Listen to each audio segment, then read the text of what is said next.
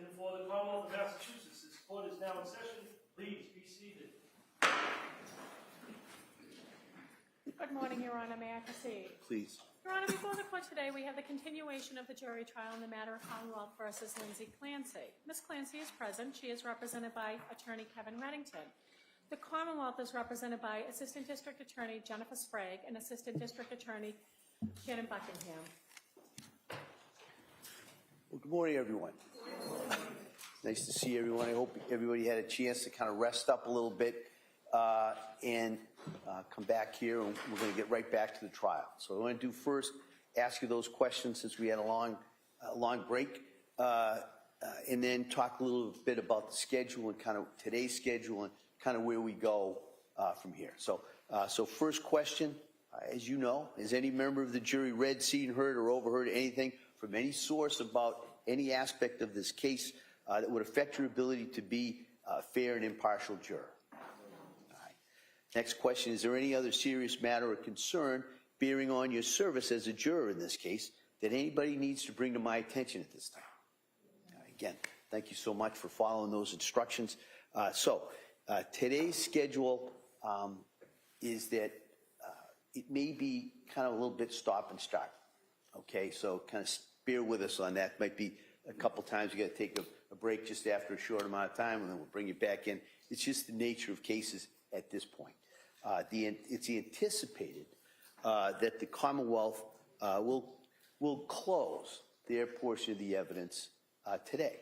All right. Then at that point, the defendant has the opportunity, if they want to present witnesses and evidence if they want to. But remember, they don't have to. The burden of proof is always on the Commonwealth. All right. If the defendant offers evidence, then the Commonwealth is then given the opportunity to offer rebuttal evidence. All right. And so that's kind of the next phase that we're about to go into after the Commonwealth rests. And I'll go into a little bit more kind of how that goes, but I just kind of wanted you to kind of see where we are and where everything's going to fit procedurally as we go forward from here. So with that, we're going to return to the Commonwealth's case, and Attorney Sprague. Thank you, Your Honor. Commonwealth calls Ian Whiffen.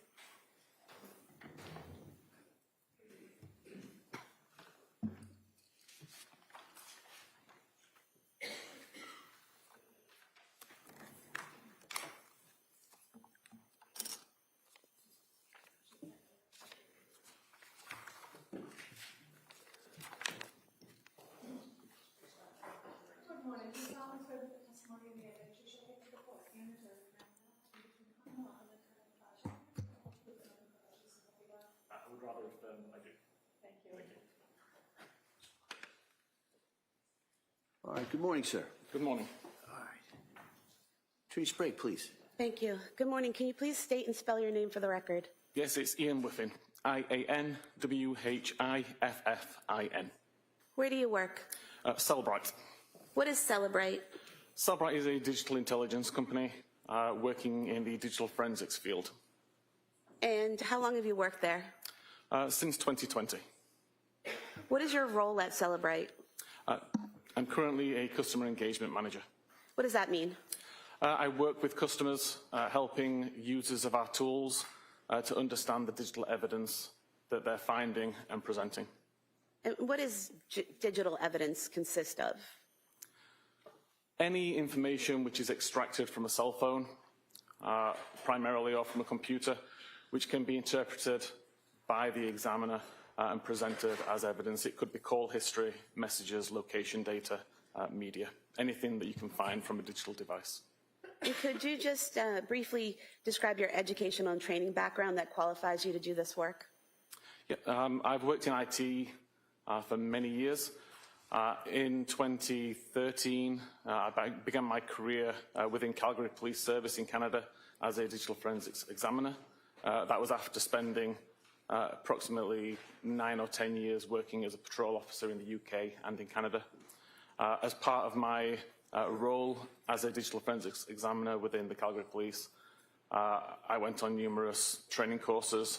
The Canadian Police College, they did an introductory course into digital forensics, and then further courses focusing on mobile data provided by some vendors, such as Blacklight or Cellbrite at the time, as well as further courses presented by the Canadian Police College, specifically about cell phones.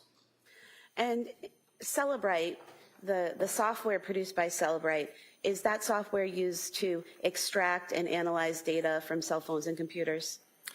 Yes, there are several tools within our catalog. One of them is designed to extract as much data as possible from a cell phone. And then one of the other tools is designed to take that extracted data, decode it, decrypt it, make sense of it, and provide it to the user in a way which can be searched, filtered, organized, reported, and presented. Does Cellbrite's ability to access cell phone data continually change based on improvements that are done to the phones themselves? Yes, there's constantly changes being made to devices which make it difficult to extract the data. There are changes being made to the software that means that the data that we extract is now different to the data that we extracted previously. A new feature, for example, or a change that's made by the software developer. So we're constantly changing our software to be able to extract that data and to decode more data.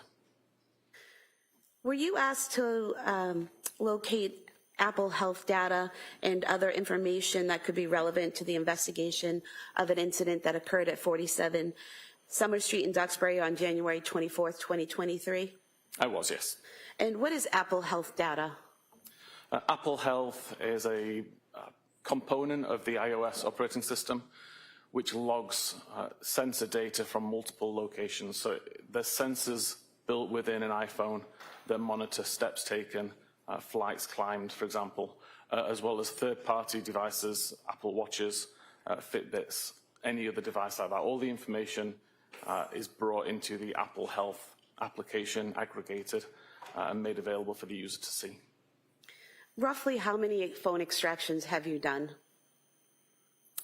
Since around 2013, well over 1,000 phones.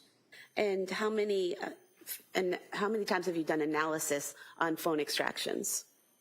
The analysis is part and parcel. So of those 1,000 phones or so which I've extracted, I've done analysis on all of those phones as well. And then you've also done analysis on extractions, like in this case where someone else did the extraction and provided the information to you and you did the analysis? Correct, yeah. Whenever I'm helping customers or users of our tools, they may provide me with the extracted data. So the data which I'm analyzing is more than the devices I've extracted. And have you testified previously in courts about what you've done in terms of extracting and analyzing information? Yes, I've testified in multiple courts around the world, approximately 28 times. Now, you received a copy of the extraction for Lindsay Clancy's iPhone 13, correct? Correct. And when you received that extraction, did you also want to know all the specific information about the case and the investigation? Typically, when I'm working a case, I don't want to know a lot of detail. I'd rather come to my own conclusions based on the data that I'm viewing rather than note the intricacies of the case. All I require is an outline, the date that something happened, the time, who was involved, basic information. And in terms of the extraction that was done on Lindsay Clancy's iPhone, that extraction, what type of extraction was it? That's what's called a full file system extraction. It's essentially all of the data which is being extracted from the device that is still live. And did you use specific tools to conduct your analysis? Yes, there's the Cellbrite physical analyzer tool created by Cellbrite and also my own tooling applications that I've been working on for several years. So you've actually made your own tools that allow you to examine phone extractions? Correct. There's some tools that I've been working on since prior to joining Cellbrite. Tools that as an examiner I decided that I needed to create for myself and make available to others. And I still use those tools to this day. And these tools that you used, are those the tools that allow you to examine and categorize the information, the data that you find in the extraction?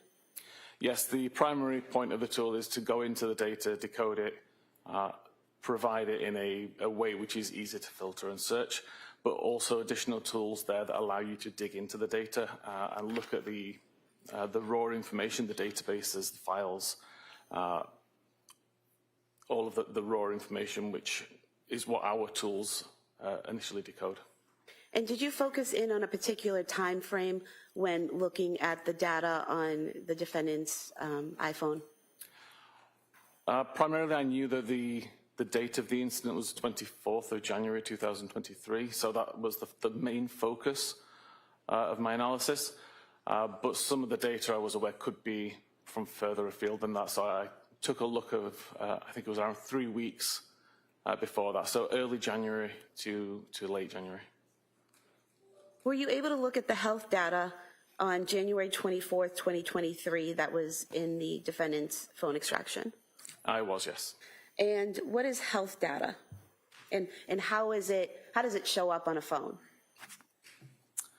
The user of the phone would be able to access the health data via the health application, where the information is broken down to explain how many steps have been taken over a particular period of time, the approximate distance that was travelled, the number of stair flights that were climbed.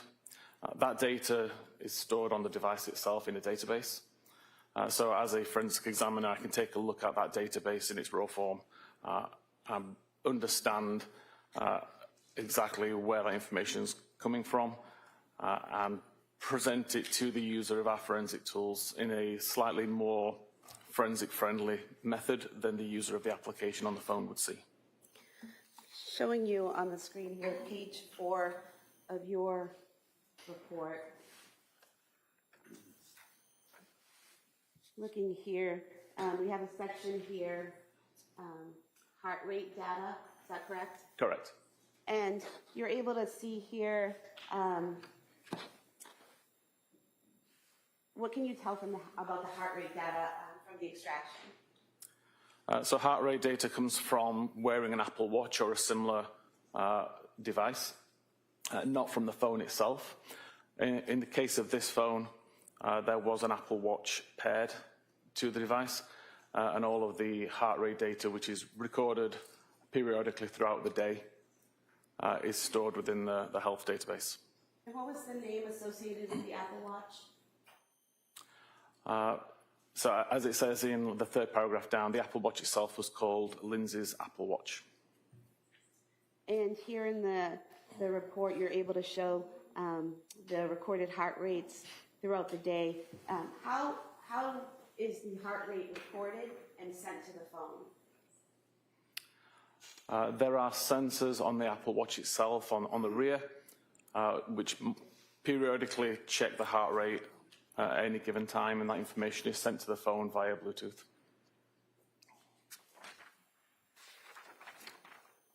And are you aware of how often an iWatch will record the data and report it to an iPhone?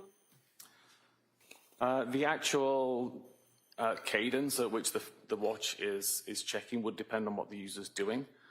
So if you were in the middle of a workout, it would be a lot more consistent than just periodically throughout the day. I actually don't know how often it is throughout the day. If you're not doing any particular workout, there doesn't seem to be a set cadence. Every device I've looked at, it's slightly different. I'm showing you page 5 of your report, this database of the heart rates.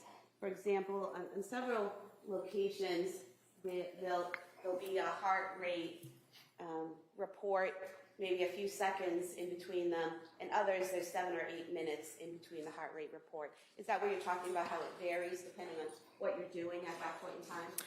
Yes, this is typical from what you see when you look at the database. The timestamps are never consistently at a recognizable cadence. And the highlights in green, what do those represent? So I actually tried to just highlight some of the high points for the day. I realized a few days ago while reviewing this, there was records there that show a high of 123 and 122, which I had not highlighted. And that's right there, right below, right Correct. around 1146. Yes. And what was the last time a heart rate was reported from the watch to the defendant's phone? So the last heart rate recorded was at 17:23:52, so 23 minutes past 5 in the afternoon, with a heart rate of 57 beats per minute. What was the average heart rate for the day for the defendant's phone? There was a range of heart rates going between as low as, I believe, around 50 and as high as around 122. On average, it was around high 80s, early 90s. And so at 5:23 p.m., the last recording of her heart rate was 57? Correct.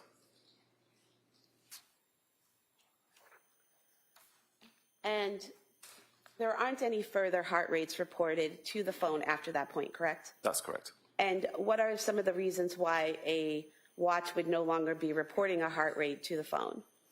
If the watch was taken off, if the watch was turned off. If the battery died? The battery was dead, yes.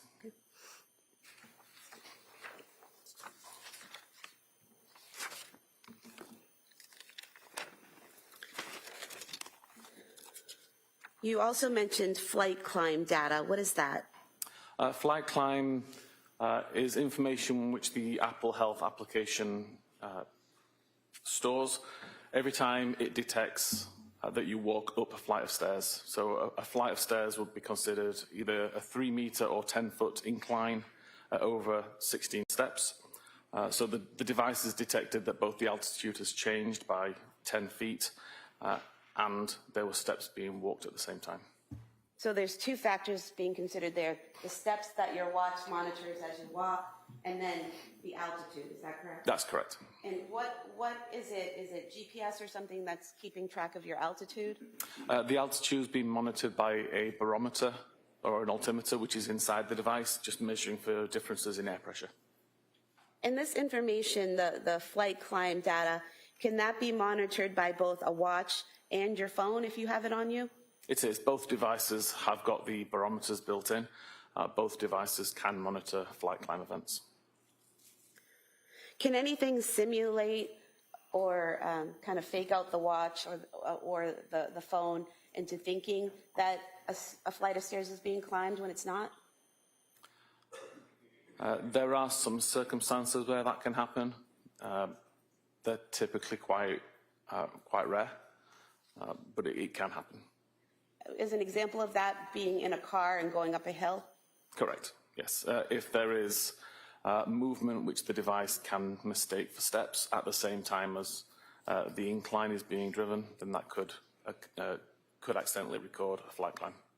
But if a person's not in a car and is in their home, then it would be flights climbed, not hills being driven, correct? Correct. If the person is in a house and there are flight climbs being recorded, then the only rational explanation is that the person was climbing stairs. How is the data in terms of flight climb data, how is that data displayed? Or in the health data itself? Within the application or within the forensic tool? Within the forensic tool. Okay. So within the forensic tool, we break down, or within Physical Analyzer, we break down the health data into hour segments. So for an hour, we may say that there are 3 flight climbs. And then it's up to the user to dig in a little further. They can select that 1 hour and then see how that activity breaks down over the hour. So you would see that there were 2 flight climbs that occurred at 10 minutes after the hour, and then another flight climb occurred later on. So showing you page 6 of your report here.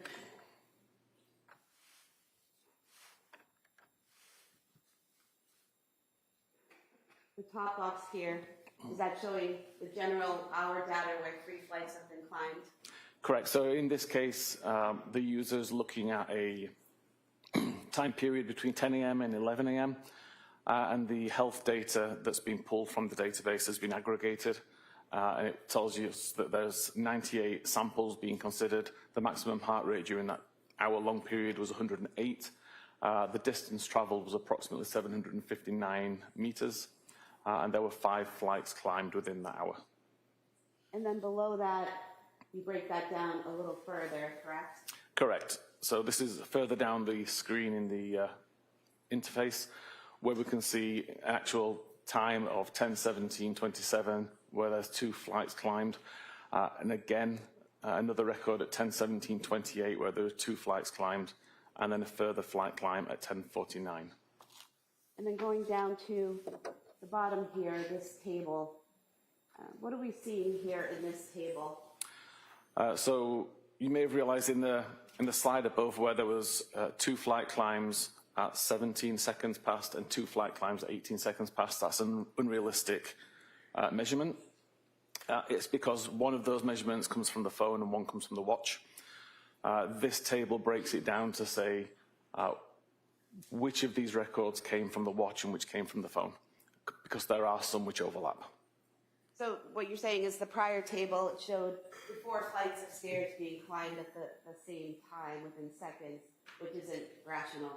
But this breaks it down to show some of that data is coming from the watch and some of it's coming from the phone, correct? Correct. So if we look at records at 4 and 5 here, for example, we can see a start time of 10:17:27 and an end time of 10:27:06, where the watch recorded 2 flight climbs, and then 1 second later a start time, and 2 seconds later for the end time, we see the watch also detected 2 flight climbs.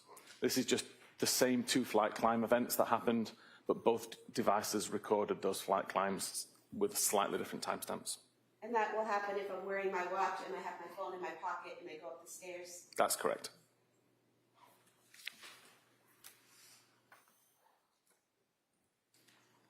Did you do something to compare these times and make a table where where you ignored or disregarded the double entries? I did. I tried to correlate and discard all of the duplicate information. So where there was an event of a flight climb that was recorded on the watch and the phone, rather than provide information that said there was 2 flight climbs, I would ignore one of them and limit it to just the ones which we could prove happened. And that's displayed here in this chart at the bottom of page 7 of your report? Correct.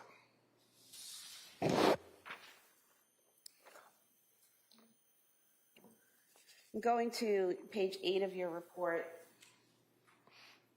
we have here at the top of page 8,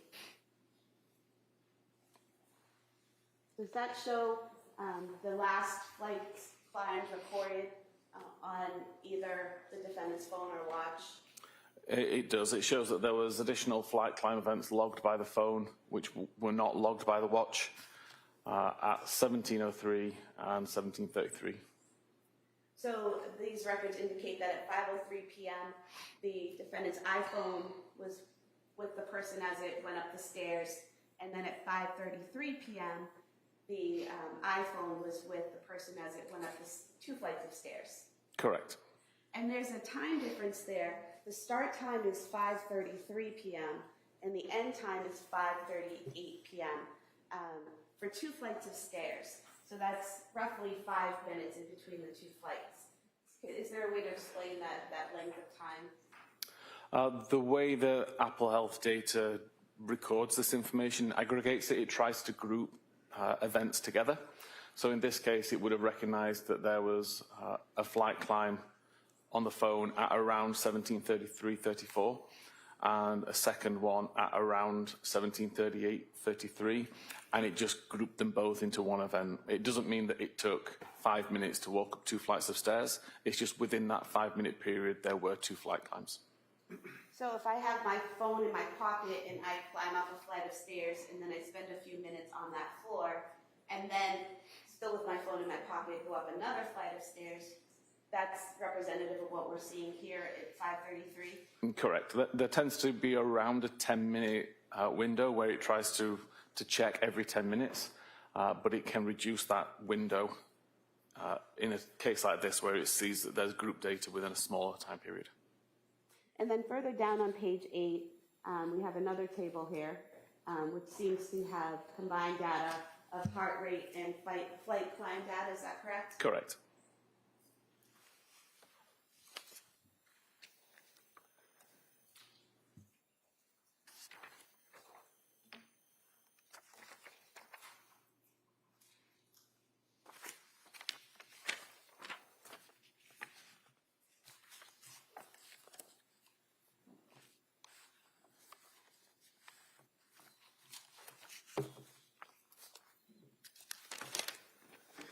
Did you also look at web usage on the extraction of the defendant's phone? I did, yes. And what did you do to look at the web usage on the phone, and what time frame did you look at? For web usage, I expanded the time of interest to early January to the 24th of January, and just took a look at any web history over that time. There was over 1,300 records recovered. I took a cursory look down that list and highlighted some which potentially were relevant to the case, and then provided the 1,300 actual records as a appendix report. And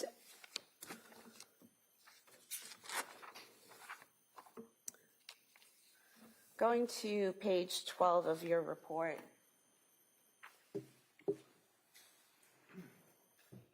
looks like you started here on January 10th, 2023, is that correct? That's correct.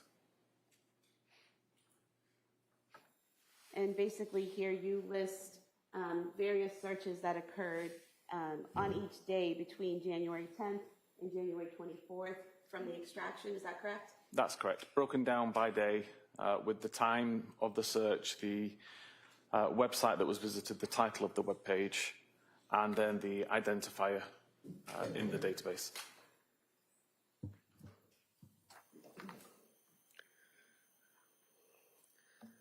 And looking at these searches, on January 12th, 2023, at 19:48, so that would be 7:48 p.m., is that correct? Correct. There was a search. In the title it says, "How quickly does Wellbutrin work for depression?" Is that the title? Is that what the user is putting into the search? If I could see the search, please. I'll zoom in on that.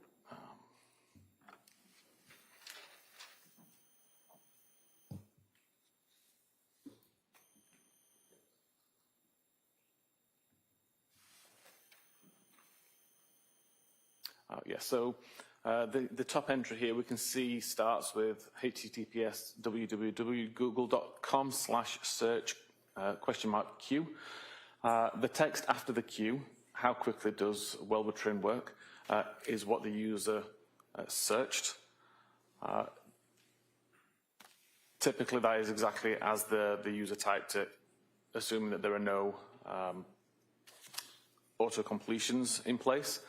In this particular case, it appears it was searched using Safari, so there's no auto-completion. That is essentially what the user typed in. And then the title, how quickly does Wellbutrin, I can't say that word, I'm afraid. Wellbutrin, thank you. Work for depression, Google search, is the title of the page which Google assigns. So where it says after the Q, how plus, quickly plus, does plus, the user's not putting in those pluses, correct? Is that, what were you calling those? So that's part of the attribute.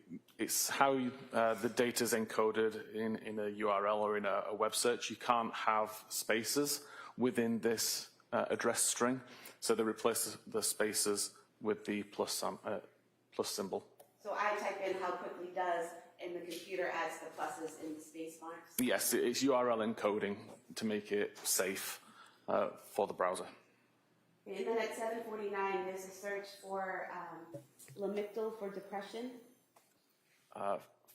Yes, and depression spelled with a B at the end instead of an N, which demonstrates that this is what the user typed in rather than a page that was being visited.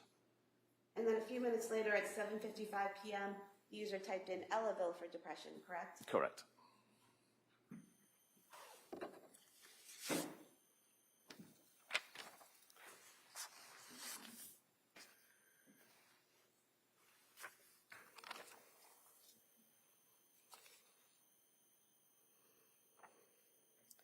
And then on page 16, on January 18th, 2023,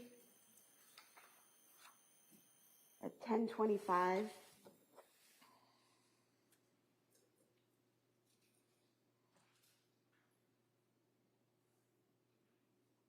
we have a search there, ketamine for suicidal ideation, is that correct? Correct. And again, that's the user typing that in. Yeah, again, those words were typed in by the user.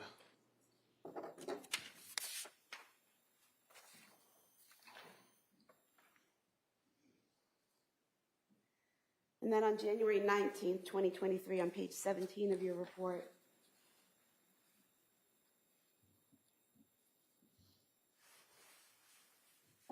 we have symptoms of postpartum psychosis searched on January 19th. Correct. And again, so we're looking at, this is AM, correct? 9:24 AM that was searched? Yes, the morning. And then 9:30 AM, there's another search for psychosis symptoms? Yes.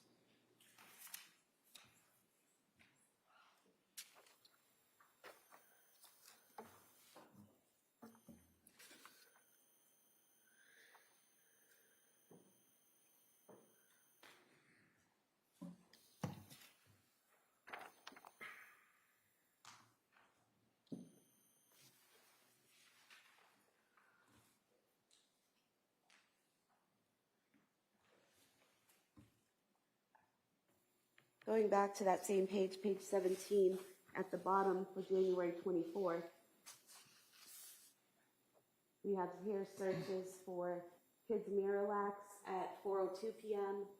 and Takeout 3V at 4:13 p.m. Is that correct? That's correct. And then CVS Pharmacy at 4:47 p.m. Correct? Correct.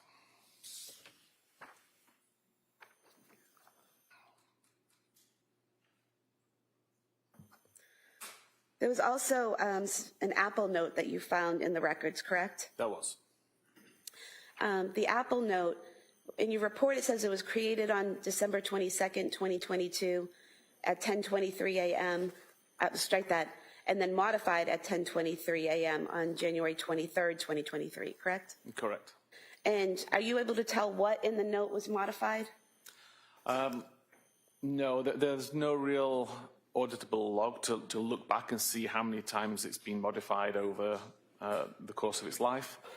I was able to do some amount of recovery to see that on the day it was created, it started in a very similar way to as it's written on the 24th or 23rd of January, but the exact changes between when it first was created and the last time it was modified, we don't know. And then you also looked at messages, correct? Correct. And were you able to compile the messages that were sent and received between the defendant and her mother and the defendant and her husband on January 24th, 2023? I did, yes. And were you able to arrange it using the tools that you use in a way that looks like you might see it on your phone? Yeah, I tried to prepare it in a report which would be easy for any viewer to understand based on their own usage of text messaging. So showing you page 19 of your report, what we have here is an enlarged version of what you might see on your phone, correct? Correct. And so is this in blue, is this Lindsay's phone? It is. The messages in blue on the right would be outgoing. The messages in grey on the left would be incoming. And so we have a photo being sent out from Lindsay's phone to her mother, and then a reply coming back, and that pattern goes on and on, correct? Correct.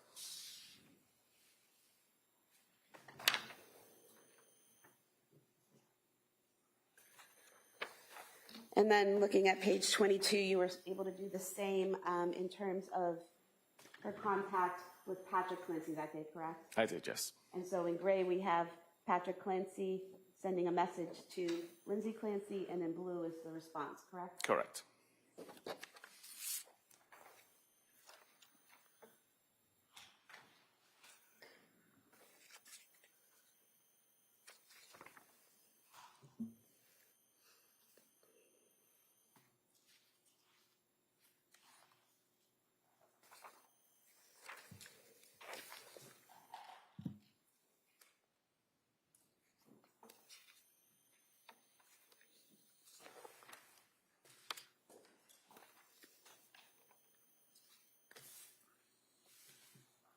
Were you, excuse me, were you also able to look at the phone calls that occurred either incoming or outgoing to the defendant's phone on January 24th, 2023? I did, yes.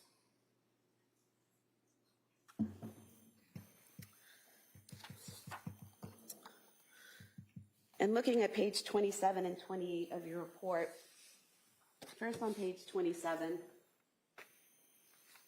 just looking closely at the phone. Here in the report, it says 2024. Is that a typo? Is that supposed to be 2023? That's meant to be 2023, yes, I apologize. Okay. And so what we see here, can you just tell us what these columns are?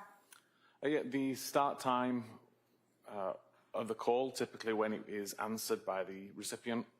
The end time, when the call's ended. The metadata is information including who the call was to or from, how long the call lasted, and then the reason that the call disconnected, and then a record ID. So if you had the database, you could go in and find this record based on the ID number. And looking at page 28, this is the continuation of that table regarding the phone calls, is that correct? Correct. And so what we're seeing here is at 17:33, which would be 5:33 p.m., there's an incoming call from Patrick to Lindsay's phone, is that correct? Correct. And it says duration 8 seconds, 0 seconds. Does that mean it was not answered? In this case, it was an unanswered call. And then at 5:34 p.m., roughly a minute later, there's an outgoing call from Lindsay's phone to Patrick's, correct? Correct. And that call was approximately 14 seconds? Correct. And then at 6:09 p.m., another incoming call from Patrick to Lindsay that went unanswered? That's correct.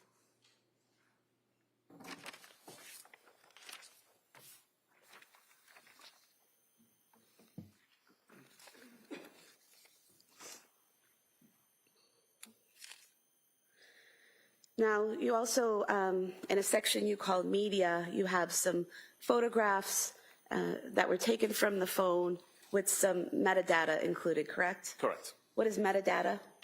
Metadata is information about that photograph. It could be the device that captured it, the time that it was captured, the location, information about the lens, the lighting, etc. And so looking at page 29 of your report, just for an example, what we have here are 3 photographs, correct? Correct. And the metadata for the first one shows captured at South Shore Medical Center, is that correct? Correct. How were you able to determine that's where that photograph was taken? The metadata of the photo included the latitude and longitude where the image was captured. I took that latitude and longitude and looked on Google Maps to see a physical address. In this case, it came down to the South Shore Medical Center. And then the third photo here, that shows captured at the home address on Summer Street, is that correct? Correct.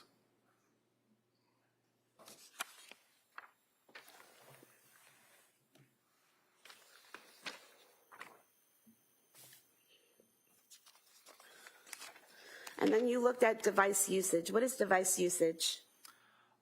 Device usage would relate to how the user is operating the device. So when they have it unlocked, locked, what applications being used at any particular time. Essentially anything which is not a message or a phone call or results in additional data like that. And looking at page 32 of your report, in that device usage log, it shows that the last time the device usage was logged was at 5:13 p.m., correct? So this table relates just to the locking and the unlocking of the device.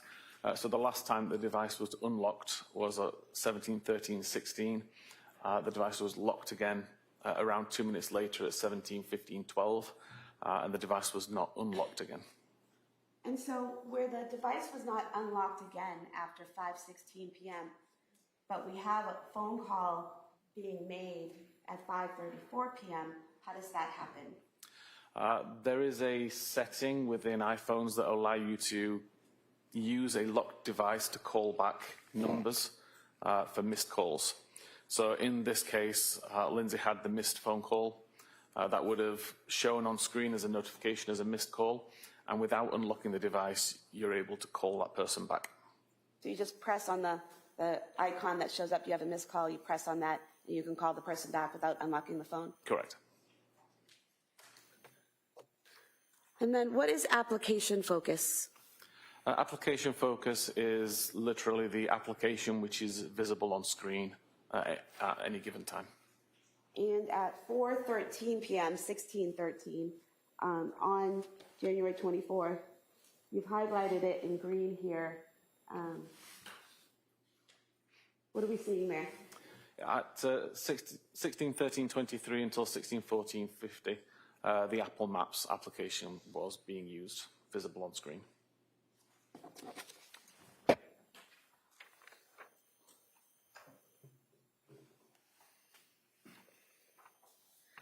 Is it then used again at 5:13 and 5:14 p.m.? Or is that a different application?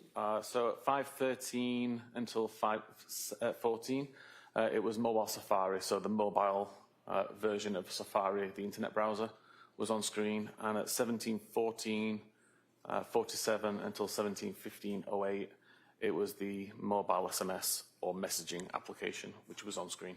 So do you just look at the part that's in parentheses to see what application was open or being used at the time? Correct. What application was on screen at the time? So for example, where it says 17:34, which would be 5:34 p.m., and in parentheses is in-call service, does that represent a phone call? It does. That's the screen that indicates you're in a phone call. And staying with the same page, page 34, you've made some notes here. Let's go out a little bit. Regarding Apple Maps, Safari, and messaging.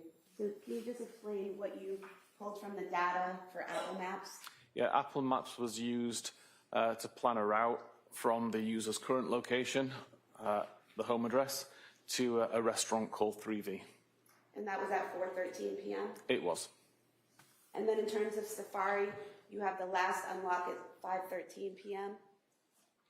Yes, so the last unlock of the device was used for the purposes of viewing Safari, where PDLX was searched using Google. And then in terms of messaging, what did you pull from the data there? At the same time, or in that same device usage, so the device was unlocked, Safari was used to search PDLX, and then the messaging application was opened to send a message to Patrick saying PDLX liquid stool softener. And that was at 5:15 p.m.? It was.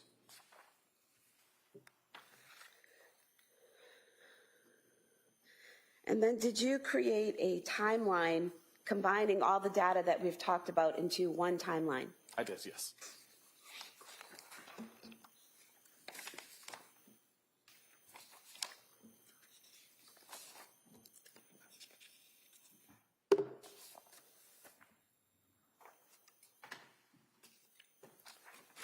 I'm going to the last page of your report, page 43. Is this the last page of the timeline? It is, yes.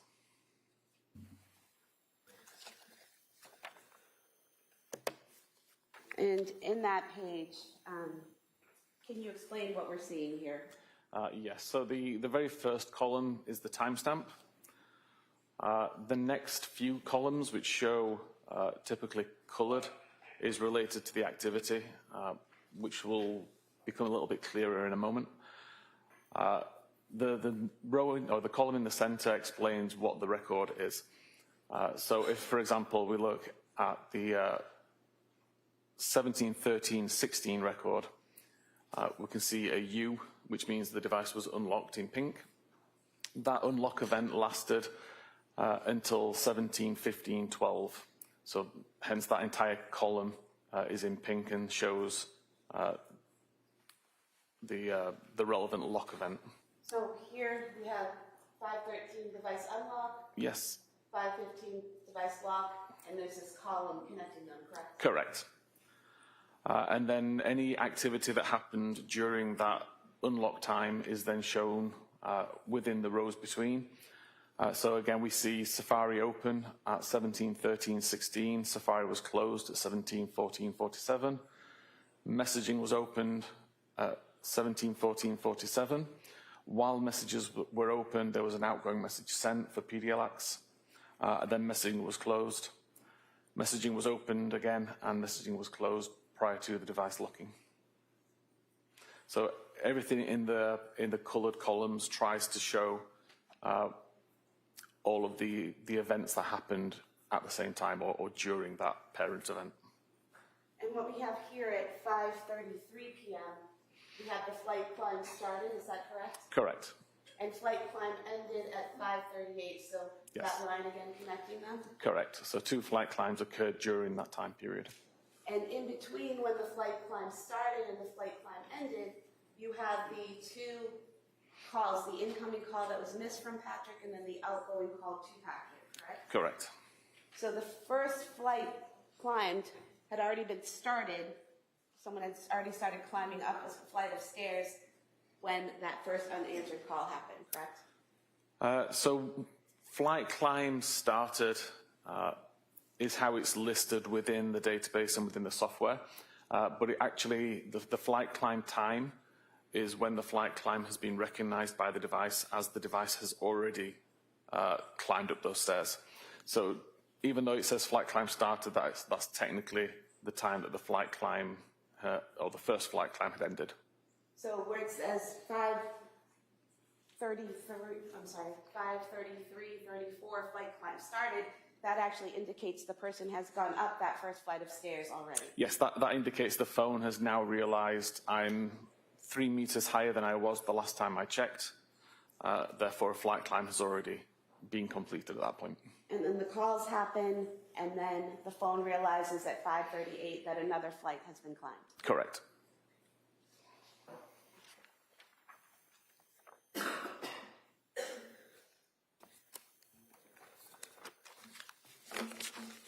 I would move to submit the report as the next exhibit. No objection. All right, that report may be admitted.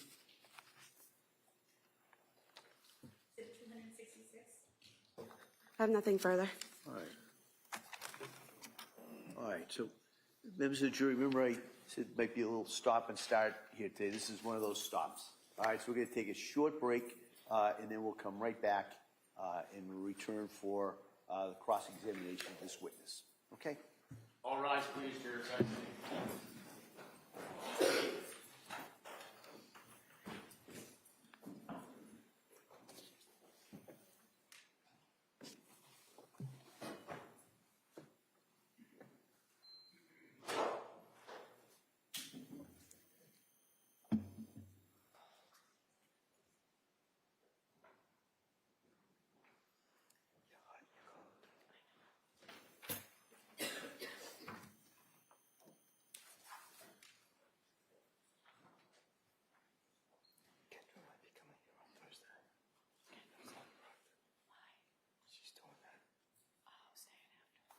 Jurors have exited the quorum. Court's in session. All right, so the court will be in a short recess at this time. Thanks. Court, all rise.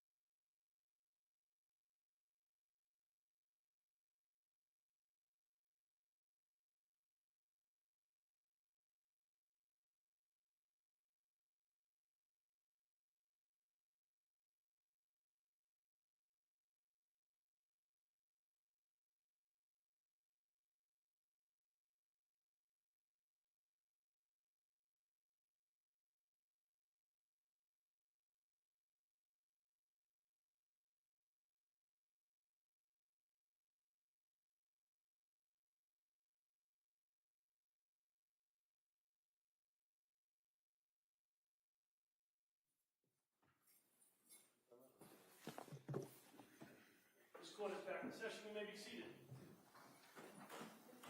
Yeah. Counsel, we ready for the jury? Yes. All right. Yeah.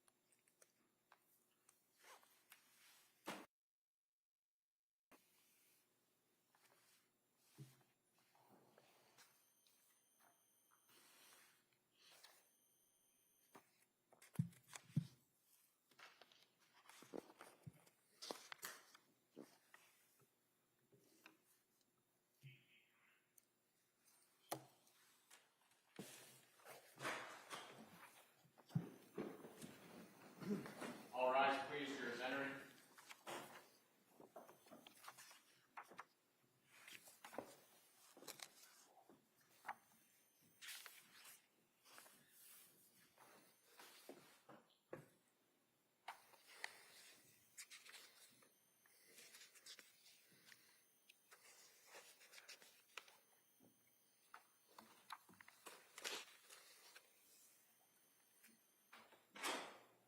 Court is back in session. You may be seated. For the purpose of the record, we return back to the call of Commonwealth versus Lindsay Clancy. All parties present, including the 18 jurors. All right. Thank you, Madam Clerk. Mr. Reddington? Thank you, Your Honor. Morning. Good morning. Mr. Whiffen, just a couple of things. One of the takeaways or question that I had is that you were talking about, in reference to the Apple Health data, fair to say that there's an issue as to the accuracy or reliability of the Apple Health data. You've actually done research on that. I've done research on it, yes. Okay, and one of the things that you did is back about a year ago, June 28th of 2025, you did a blog article on Apple Health accuracy and reliability, and it talked about using a pitch, which I think is, you guys refer to like a football field or something? It was a rugby field, but yes. And then you had somebody put the watch in their right pocket, somebody with the left pocket, and then someone else held it in their hand, you measured it, and things of that nature, right? Correct, it was 3 phones. Some of the things were off a little bit, but basically you put that in your report and you were able to draw your conclusion as to the accuracy and reliability, as you say, of the Apple Health data, right? Correct. Now, if someone is wearing an Apple Watch, is that what records heart rate? As the heart rate is on the watch, yes. It is on the watch, Yes. okay. And the steps that the person takes, things of that nature, the movement, is that on the phone or would that be on the watch? That's on both the watch and the phone. Okay. Now, if you have an Apple Watch and you test it or you examine it, would you be able to determine what information was actually recorded by the watch while the person was wearing it? Yes, the information that's recorded within the Apple Health database does specify whether the information comes from the watch, the phone, or from a different device. Okay. And in this case, if I understand correctly, the Apple Watch stopped recording data at, is it 5:23? It was around that time. Okay. You know what? I'm going to give you your report.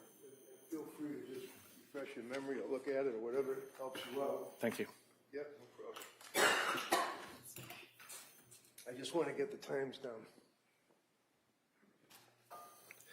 I think you indicated that the watch stopped recording information at 5:23 p.m. Yes, the last heart rate was 5:23:52.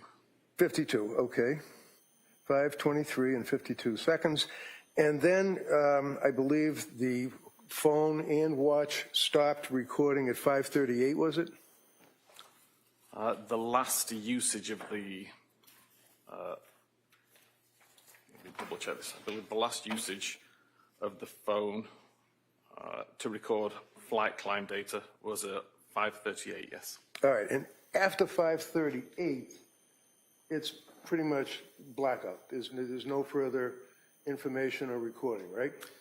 Yes, not until like the phone was seized by police, I believe. By the but police. There's other activity, but appeared to be after the incident.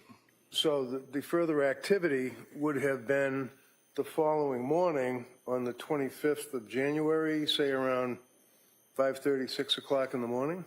I ended my analysis on the 24th. Okay. Well, so 5:23 p.m., the watch stops recording information. 5:38 p.m., both the watch and the phone stopped recording any information until the police picked up the phone apparently the following day, right? Again, there would have been activity later on, but it wasn't usage, it wasn't health data. It would have been things like incoming calls. If Okay, there so were any. when you went through the stair climbing and talked about the steps that were taken, the distance that was taken, that stopped at 5:38 p.m., right? Correct. Now, you don't know, when I say you, I mean as a witness, but also the police, whoever was wearing the watch, for example, if Lindsay's wearing the watch or carrying the phone, after 5:38, you don't know what was happening at 5:39. Correct. You don't know what was happening at 5:40, 5:45, right? Correct. Right up till 5:58, 6 o'clock p.m., right? Purely the data on the device. So it could have been, the phone could have been put down, the watch could have been put down, battery died, whatever those issues could be, and the person would still be going down the stairs, going up the stairs, going in the backyard, doing push-ups, whatever. Correct. You just don't know, right? Yes. Okay. One of the things, you're familiar with the concept of location data, right? Correct. And location data, one of the things you looked at or you're aware of would be from Lindsay's phone on August 23rd of 2022. Is that correct? Apologies, August 23rd, 2022? Yeah. I didn't go back Okay. anywhere near that date. You have tested and written blogs, though, on location information, right? Correct. You actually testified in the case of Commonwealth versus Victor Arrington in Suffolk Superior Court in Boston in support of the accuracy of this particular artifact or information, right? Correct. So you're a true believer that the phone does in fact record accurately significant locations on the iPhone, right? It certainly can, yes. All right. And are you aware, or if I was to approach you in your expertise,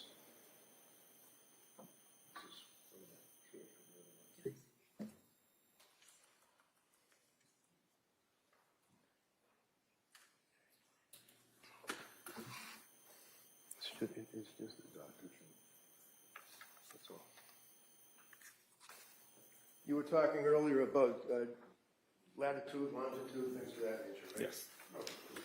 So just to, you're familiar with, for example, significant location visits on Lindsay's phone, August 23rd, 2022 at 9:34. Do you know what that says or what that means?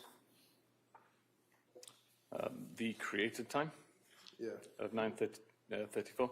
That'd be when the device decided that the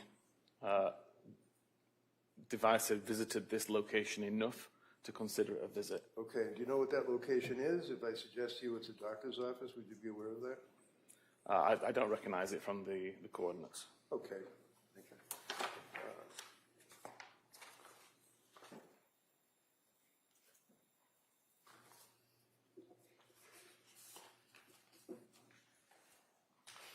This here you're familiar with too as well, right?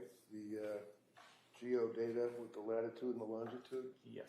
And you're familiar with the fact that you can take the metadata off of the information on the cell phone, one of which would be latitude and longitude. You'd be able to determine, for example, that this would be the Lindsay Clancy home, correct? Yes, correct. You've seen this before, right?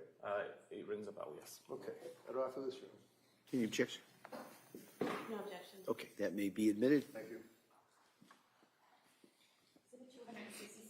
All right, thank you. Now, you have your report in front of you, right? Yes. And that's captioned Digital Forensic Report, and it's in evidence, so the jurors are going to be able to review it in its entirety, right? Yes. If I could direct your attention to page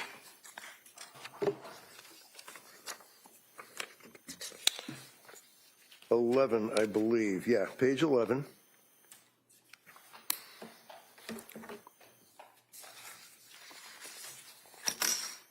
Okay? Yes. And just so the jurors are able to acclimate themselves to it, that would be this item here that you went through with the district attorney, right?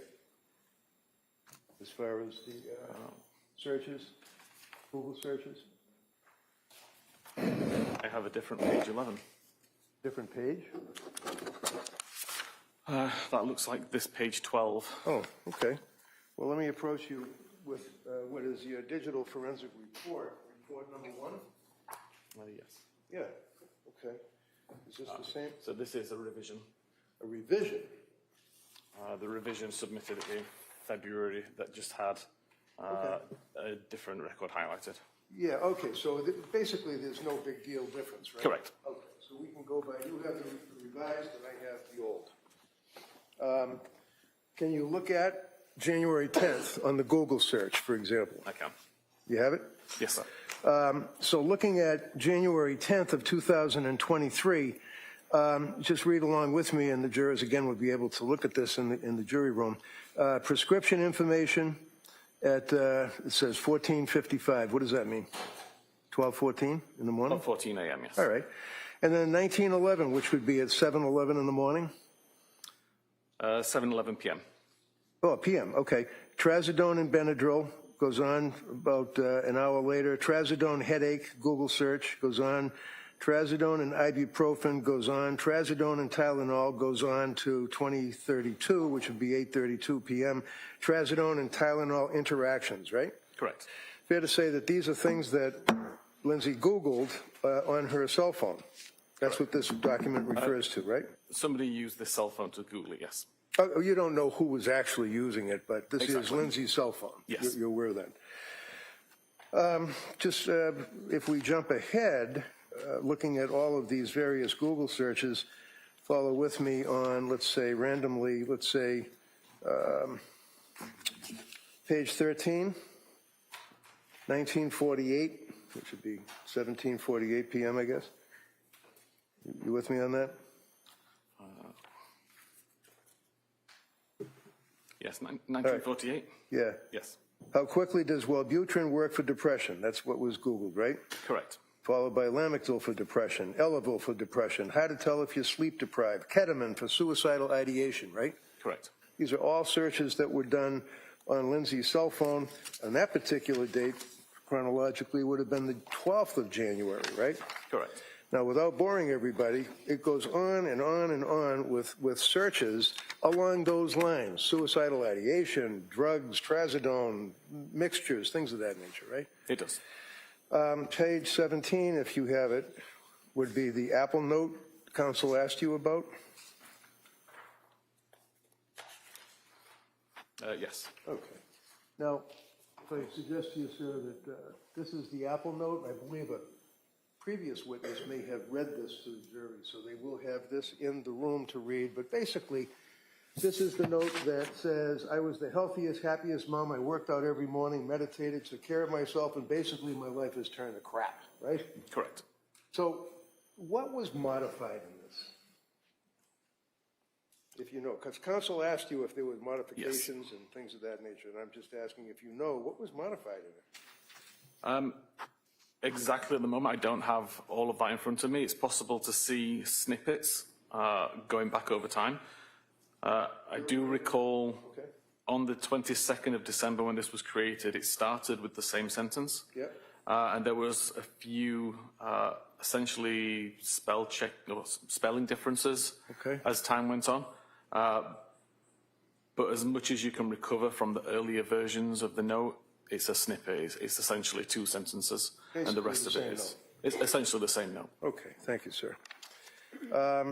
Going forward onto page 18, page 19, and 20, would you agree with me that, well, actually, in 21, They basically contain photographs that were sent from Lindsay's phone to, it looks like Patrick's phone. Would you agree with that? I believe the first few pages are sent to Mommy. Okay. And this basically is the, there we go. This is the snowman in the backyard being made, right? Correct. And then Lindsay's phone is sending the blue. Yes, the and blue gray messages would are be outgoing. what? A response? Yes. And can you tell me what the response is? The one on screen at the moment is the response sent from Mommy to Lindsay's phone saying that's a big roll of snow. I was wondering if you got enough for the kids to play in, and it's a pretty nice day too. Gives them something to do on a day without school. Okay. And then your report then goes on with additional photographs of the snowmen. There's a box of Cheerios apparently. And then there's a photograph of a young boy appearing to be very exuberant with his arms up in the air. And then there's the Lindsay phone responds with a picture of a little girl with a mask on, right? Correct. And this is a conversation with Patrick. Patrick, okay. So are you able to tell what Patrick said, if anything, when he sent the picture of the little boy with his arms up in the air? So at the very top of that message above the photograph, it says, got himself dressed. And that would be the message that was sent alongside the photograph. Okay. And then what was her response? Initially, it was just the photograph. Did she respond any further in your report or your research? Sorry? Did you see any response in your research of the phone? I don't remember seeing any response. All right. Can you look at page 22? Yes. Okay. And this would be on January 24th, 2023, and it looks, what time is that? 8:19 in the morning? Yes. Okay. So if I suggest to you, sir, you can even look in your report. This is in the same thread with the little girl making the snowman and the text about, it looks like a nice day, hoping you got snow, things of that nature. And there was a reference by the mother or mommy to get the hot chocolate ready, things of that nature, right? The message at 8:19 a.m. that says cutie was sent by Patrick in a different thread to the snowman photographs. Okay, but I'm asking you about the one that's underneath the snowman and the mummy text. The last commentary is get the hot chocolate ready. Oh, yes, that's the one from... And that's from the mother, apparently, right? Correct. Or someone that is in the phone as mummy, right? And that was at 11:33 a.m. Now, if you look on page 22, we can get to what you were talking about. It looks like January 24th at 8:19 in the morning, cell phone number 781-375-8564. And what does that say? Cutie. And that, so just tell us, so is that Patrick's phone? Yes, that would be the phone stored as Patrick sending a message to Lindsay's phone. And how did Lindsay respond, or how did her phone respond? It appears that Lindsay reacted to an image with the love emoji. Like a little hat thing? Yes. And then what did Patrick say? Patrick asked, how's it going? What did she say? Good. And then did she say anything further? Yet she also responded, okay, her urine looked good, so nothing going wrong with her kidneys, a few. So that she indicates that her urine looked good, nothing going on with her kidneys, and then phew, like whew, you know, something like that, right? That's how I read it. P-H-E-W? Yeah. Yes. And then he said good, right? Yes. And then as you go forward, there's more pictures of the kids with the snowman, making the snowman. Patrick then says to her at 11, looks like 11:29, am I reading that right, in the morning? 11:29. What does he say to her? You're a good mama. And does she respond? She responds with an emoji, which is the face covered in hearts. The face with the hearts? And then they go back and forth with each other up until getting the menu and asking what you want for takeout and things of that nature, right? Correct. Page 25, just in case you were looking. All right. Can you look at page 28 for me? And page 29, I can hold them up. Basically, they basically are just a continuation of photographs, little thumbnails of the kids doing snowman and sitting in the doctor's office, right? Correct. Okay.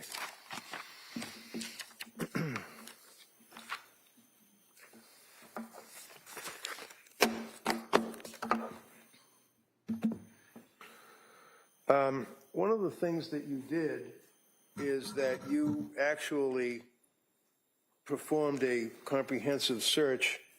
Is that a full focus extraction? Is that what you call it? Full file system extraction. Okay. And you did that for the phone belonging to Lindsay Clancy, right? Correct. That would be what you refer to as your appendix? The appendix 1 of the Lindsay Clancy phone is 1,300 and some web search visits. Okay. So I'm going to hand you what says report number 1, iPhone belonging to Lindsay Clancy, and ask if you can recognize that. Yes, this appears to be the just the web history from Lindsay's phone. Okay, so that's pretty much if anybody cares to look at it, that's the entire web history, right? Correct. All right, I'd offer this, Your Honor. Any objection? No objection. All right, that may be admitted. 268? Then, Mr. Whiffen, you also had report number 4, which would be the digital report for Patrick Clancy's I did. computer. I'd offer that, Your Honor. Any objection? No objection. All right, that may be admitted as well. 269? All right, thank you. And finally, report number 5 says Surface Pro laptop belonging to Patrick Clancy. Yes. So this would be your search of his laptop as well, correct? Correct. I'd offer this. No objection. All right, that may be admitted. 200.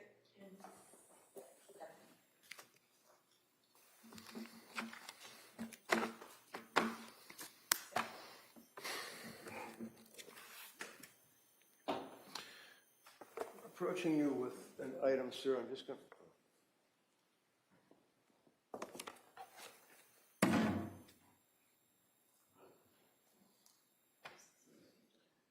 Well, I'm just going to answer it. I'm not going to... No problem. This says extraction report, Apple iPhone. Recognize that?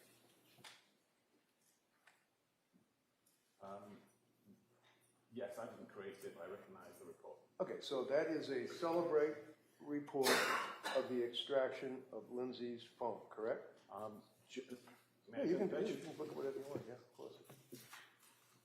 Yes, this is a report generated by Physical Analyzer, a Celebrate tool of the device. Okay. Now, if you look at the report, for example, just randomly on page, let's say, 9, bottom line, it says web history. I just grabbed that random. January 24th, 23, correct? Yes. And then you go to the right, and it says Lindsay's iPhone mobile library? Yes. Okay. And then it has the time that it was recorded, right? Yes. And what time would that be on that date, which is January 24th? It would be 9:35 local time in the morning. So if you jump ahead to January 25, 2023, let's say, is that 7 o'clock in the morning? Yes. Okay.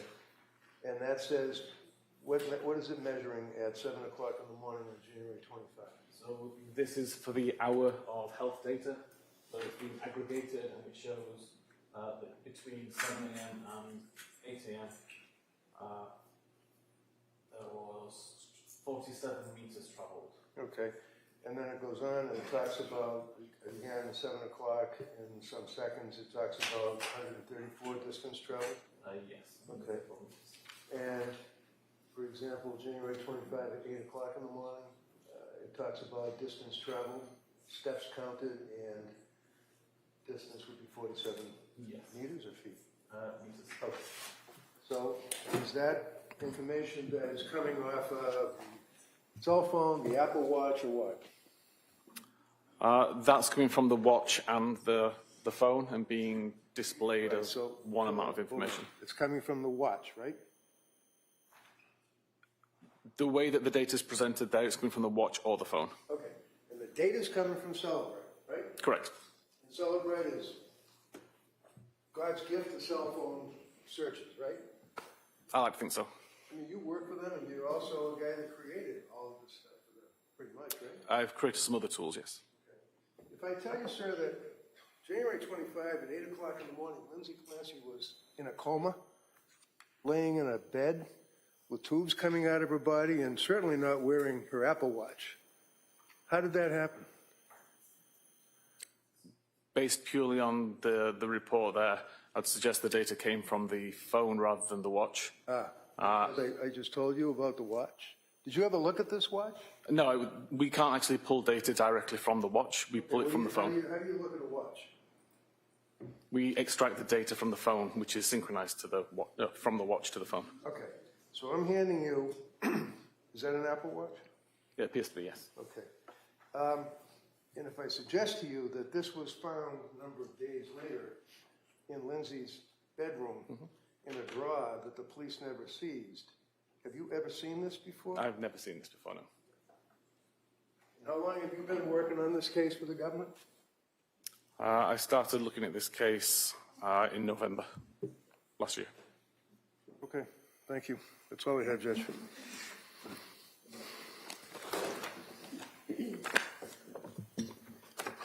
All right, redirect. Thank you. Sir, from the documents that defense counsel just showed you, the activity on January 25th, was it your testimony that it could have been from the watch or the phone? It could have been either device. But what he showed you, did that have enough data on it to tell you specifically whether it was from the watch or the phone? No, I'd need to take a look at the database itself and see where that information came from.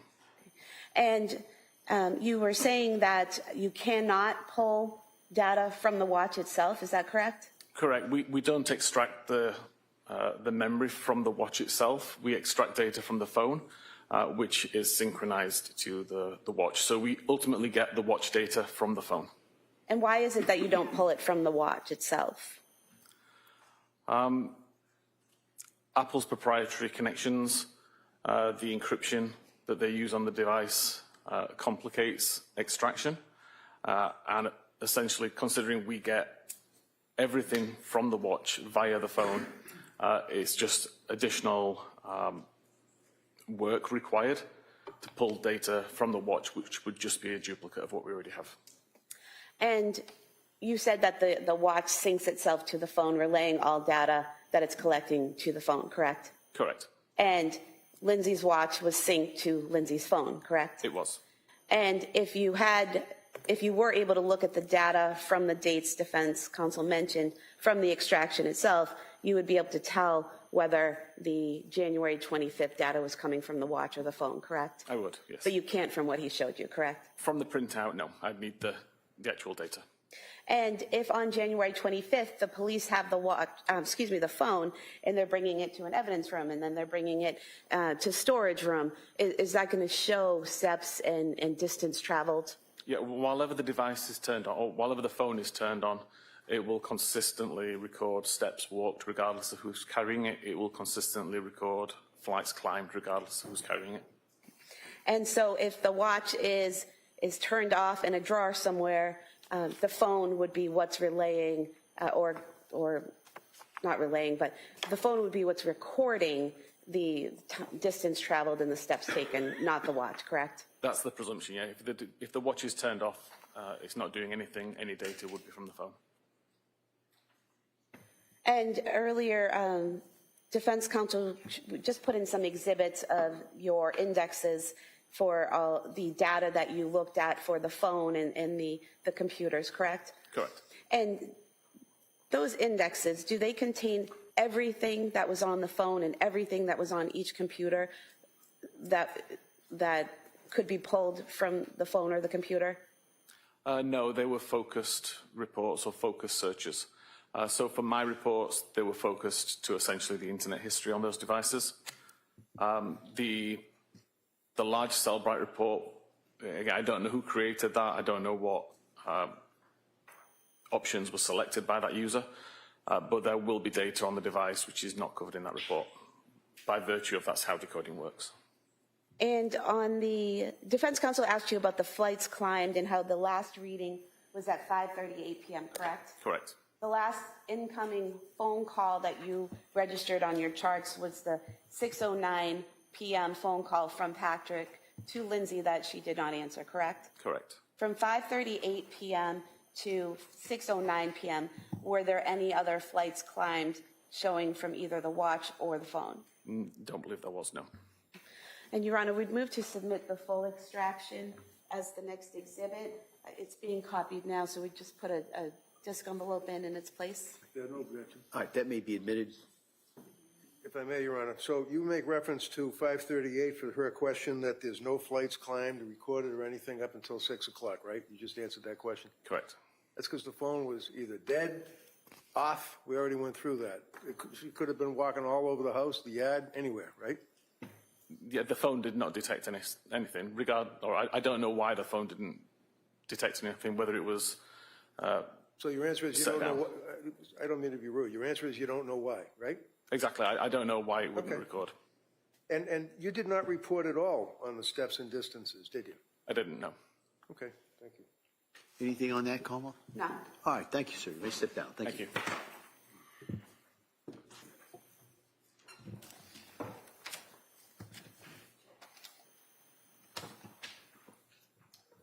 Come on, Fress.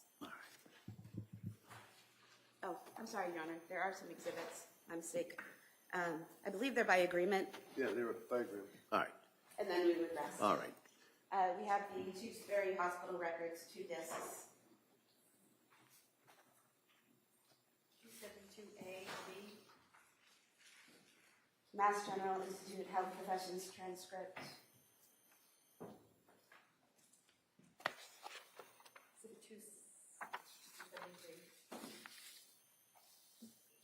Put a PIAC transcript.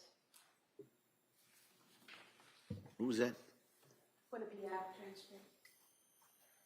74.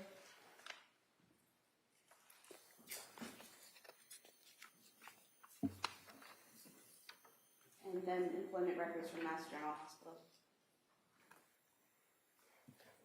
75.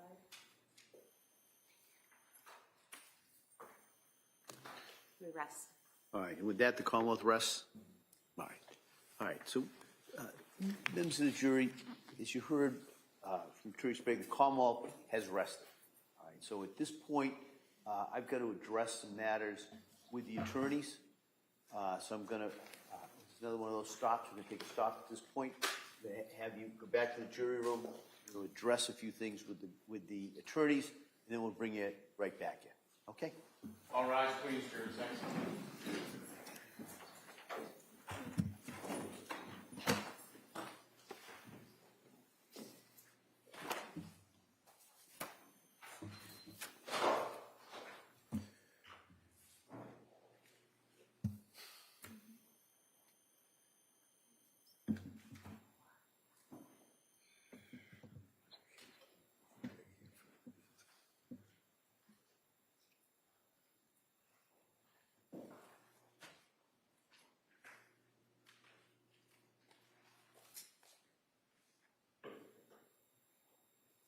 Jurors have exited the courtroom. This court's in session. Please be seated. Before we do the motion for required finding, Your Honor, is this a good time to take a morning break? Sure, do you want to take a short break? Looking something up, that's all, I All right. apologize. So the court will be in a short recess, and we'll come back without the jury. We'll address the motion, and then we'll kind of go from there. Okay, thank you. Court, all rise.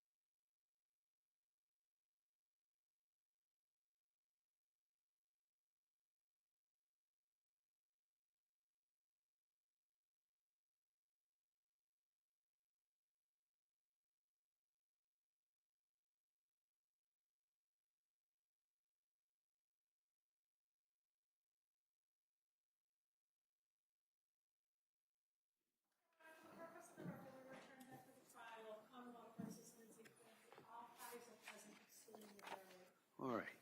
So the Commonwealth having rested Mr. Reddington, does the defendant have a motion? Yes, Your Honor, I passed it up to the court. I don't know if you have it in front of you. It's basically a Rule 25. It doesn't have any memoranda with it, but I would argue, and I would cite to the court the case that was decided of Commonwealth versus Brunette Silvera. It's BRUNETTE-SELVEIRA.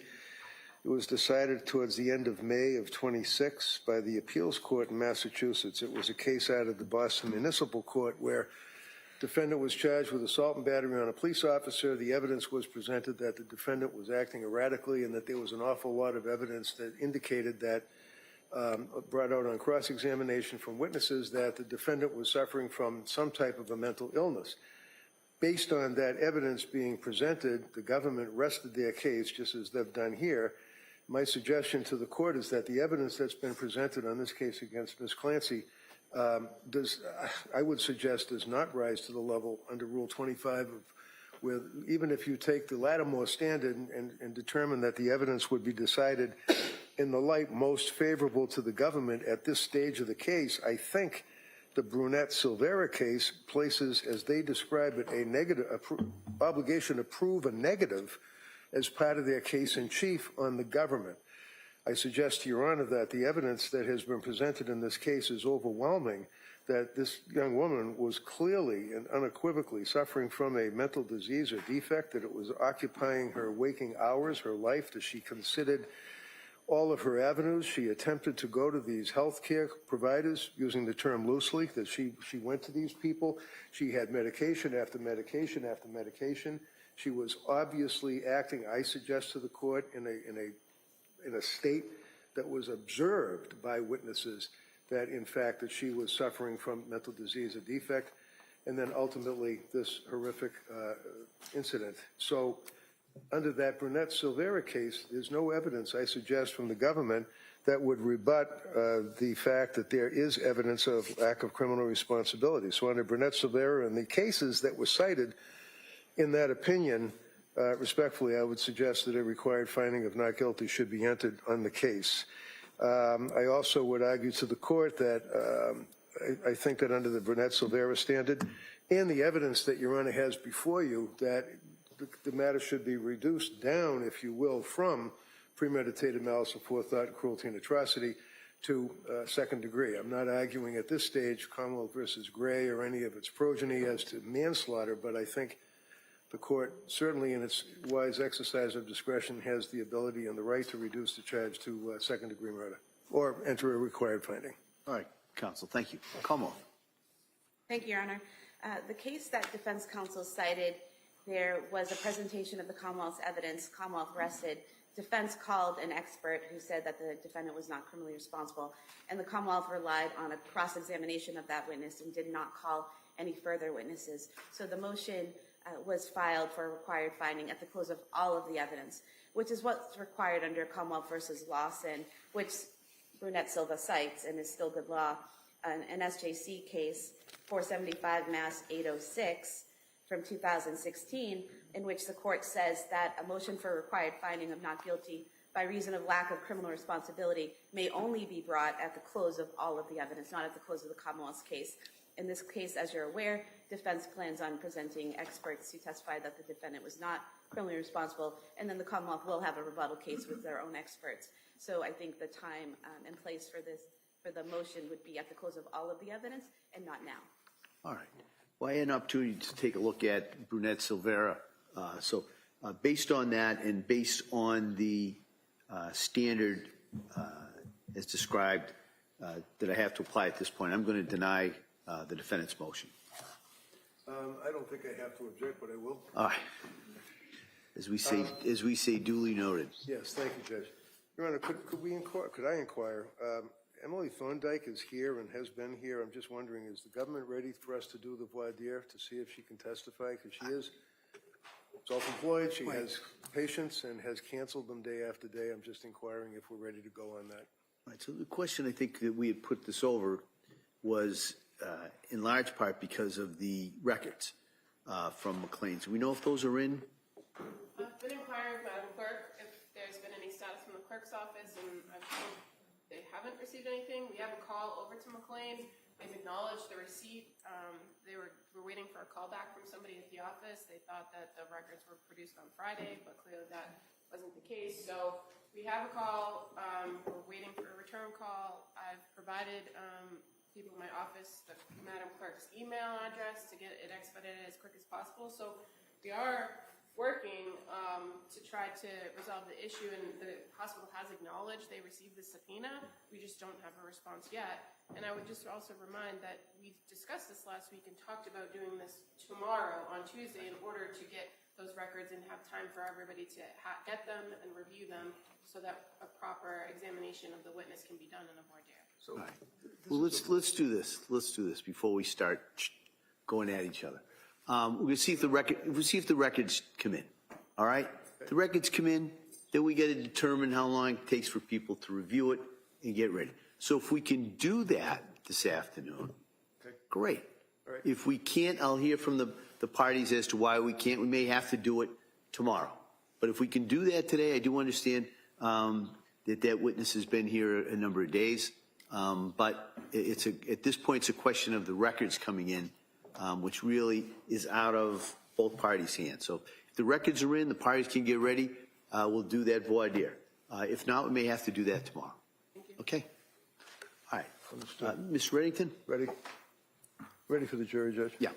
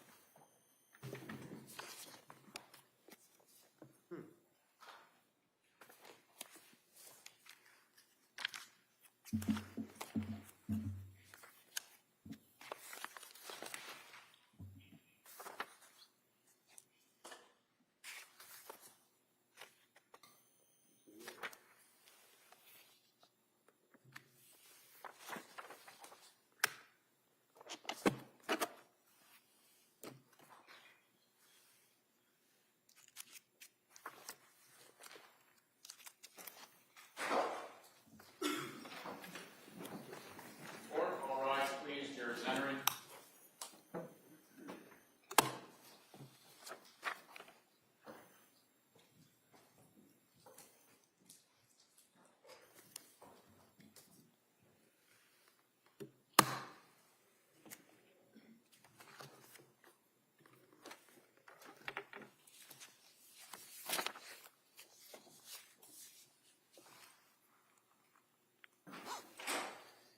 Court is back in session. You may be seated. For the purpose of the record, we return back to the trial of Commonwealth versus Lindsay Clancy. All parties present, including the defendant and including the 18 jurors. All right. So members of the jury, as I indicated before, the Commonwealth is rested. All right. So at this time, I'm going to inquire of the defendant if she intends or wishes to call any witnesses at this time. Mr. Reddington? Yes, Your Honor, thank you. Thank you. Camp, please, I believe she's right outside.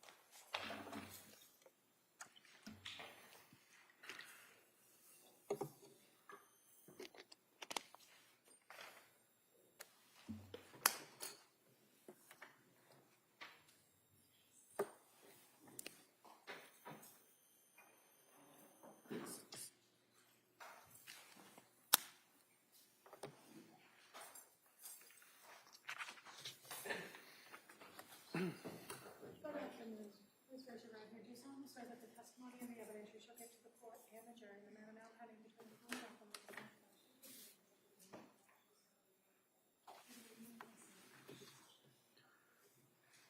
Hi, good afternoon.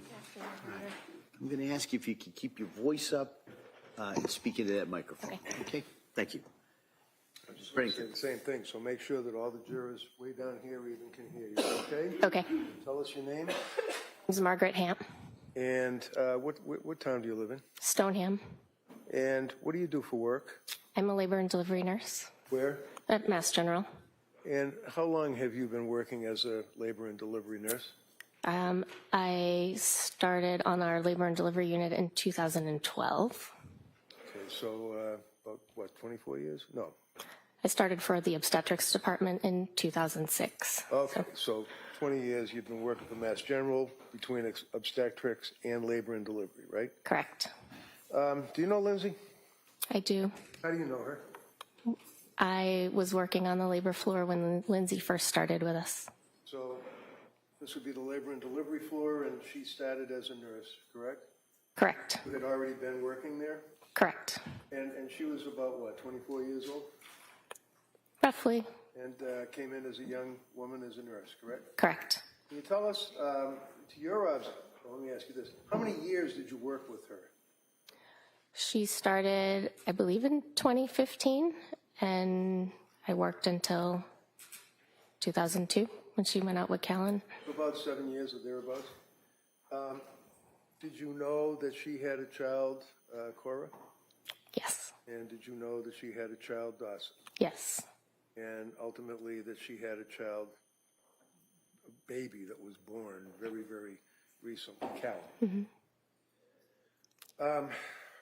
In the years that you were working with her, were you able to observe, I mean, did she like being a nurse? Did she want to work, or was she a good nurse? What's your opinion?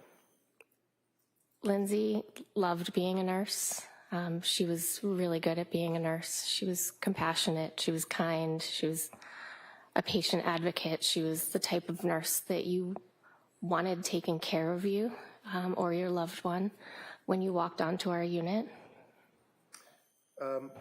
Did you observe, for example, that on occasion when she would be involved with the delivery of a baby that she would become emotional? Lindsay was often emotional during birth of complete strangers. She would cry and she would just say that was so beautiful. You could just tell that she really loved being in that setting. Over those years, right up until the time of Callan being born, fair to say that you stayed friendly with her? Yes. And you're still friendly with her? Yes. Can you tell us, did you observe during the time you worked with her how she emoted or felt about her children, all three of them? Yes. Tell us anything that you recall.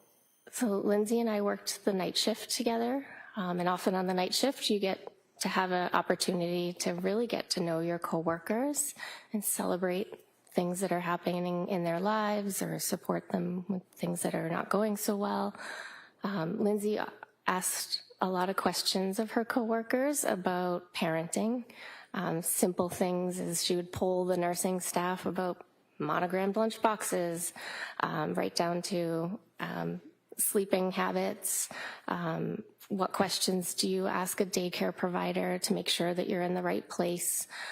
She was often asking her coworkers childcare, parenting tips.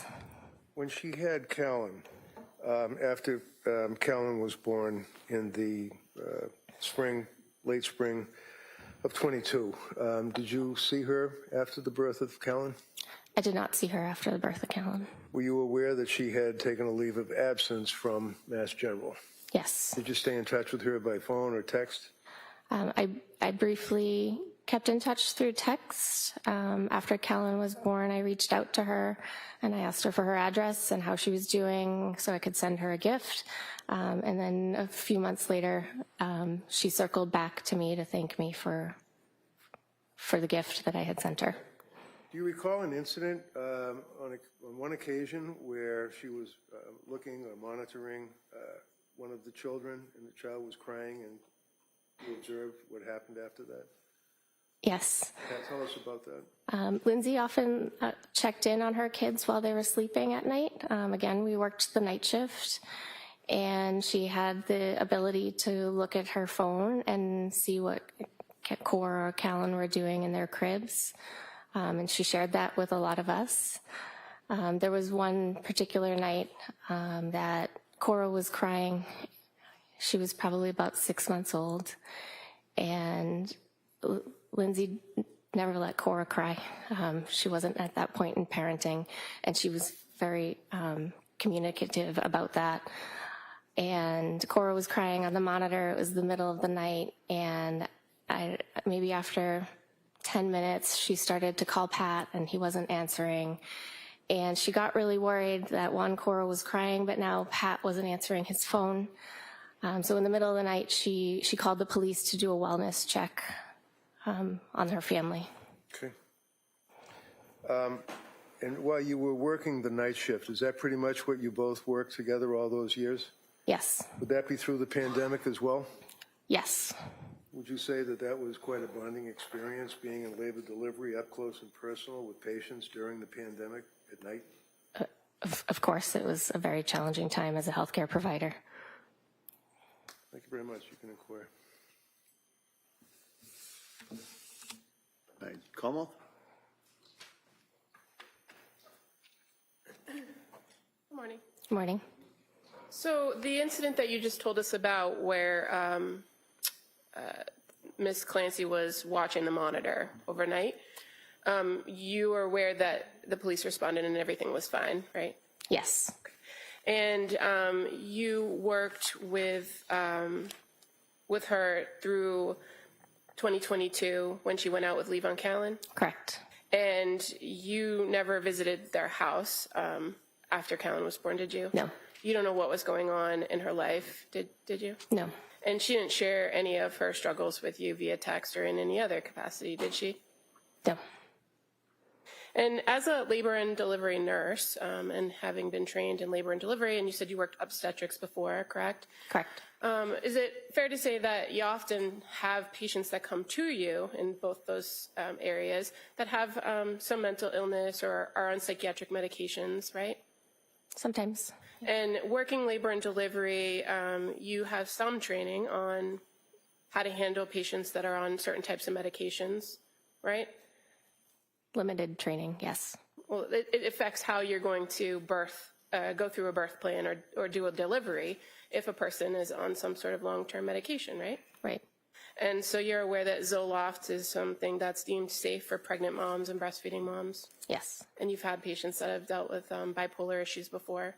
Yes. And that they have to remain medication compliant in order to manage those things, right? Yes. Thank you. Nothing further. All right, Ms. Brennington? So your experience dealing with patients that have birthed a child, as the district attorney asked, and are on Zoloft and expressing issues of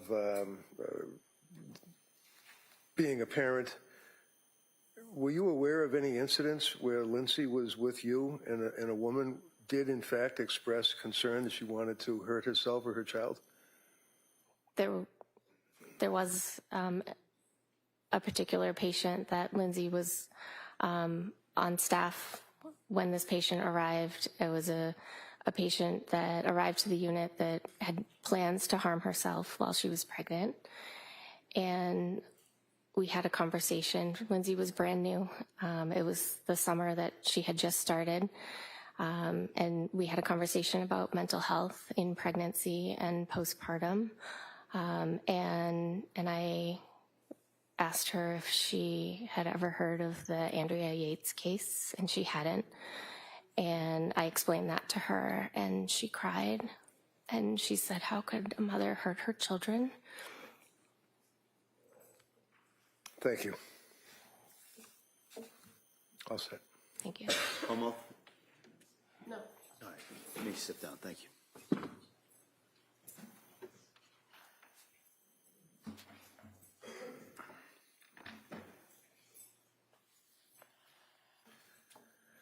Counsel. Yes, Your Honor.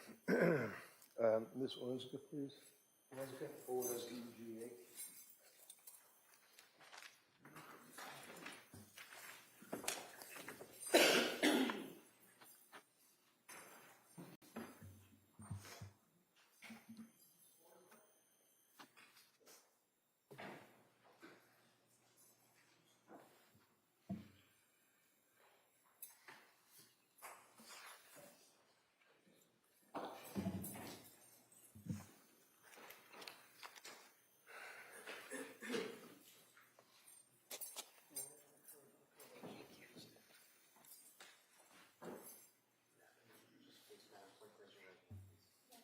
solemnly swear that the testimony of the evidence you shall give to the court.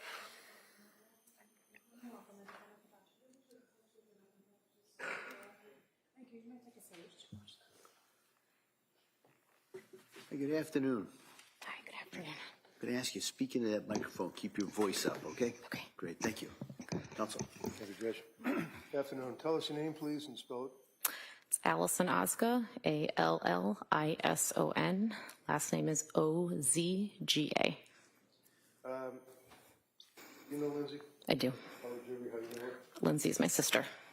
And can you tell us, are you close to Lindsay? Do you live near each other? Do you socialize? What type of relationship have you had with her? We're very close. We have not lived in the same state for about 10 years now, but we do communicate, and I do think we're very close.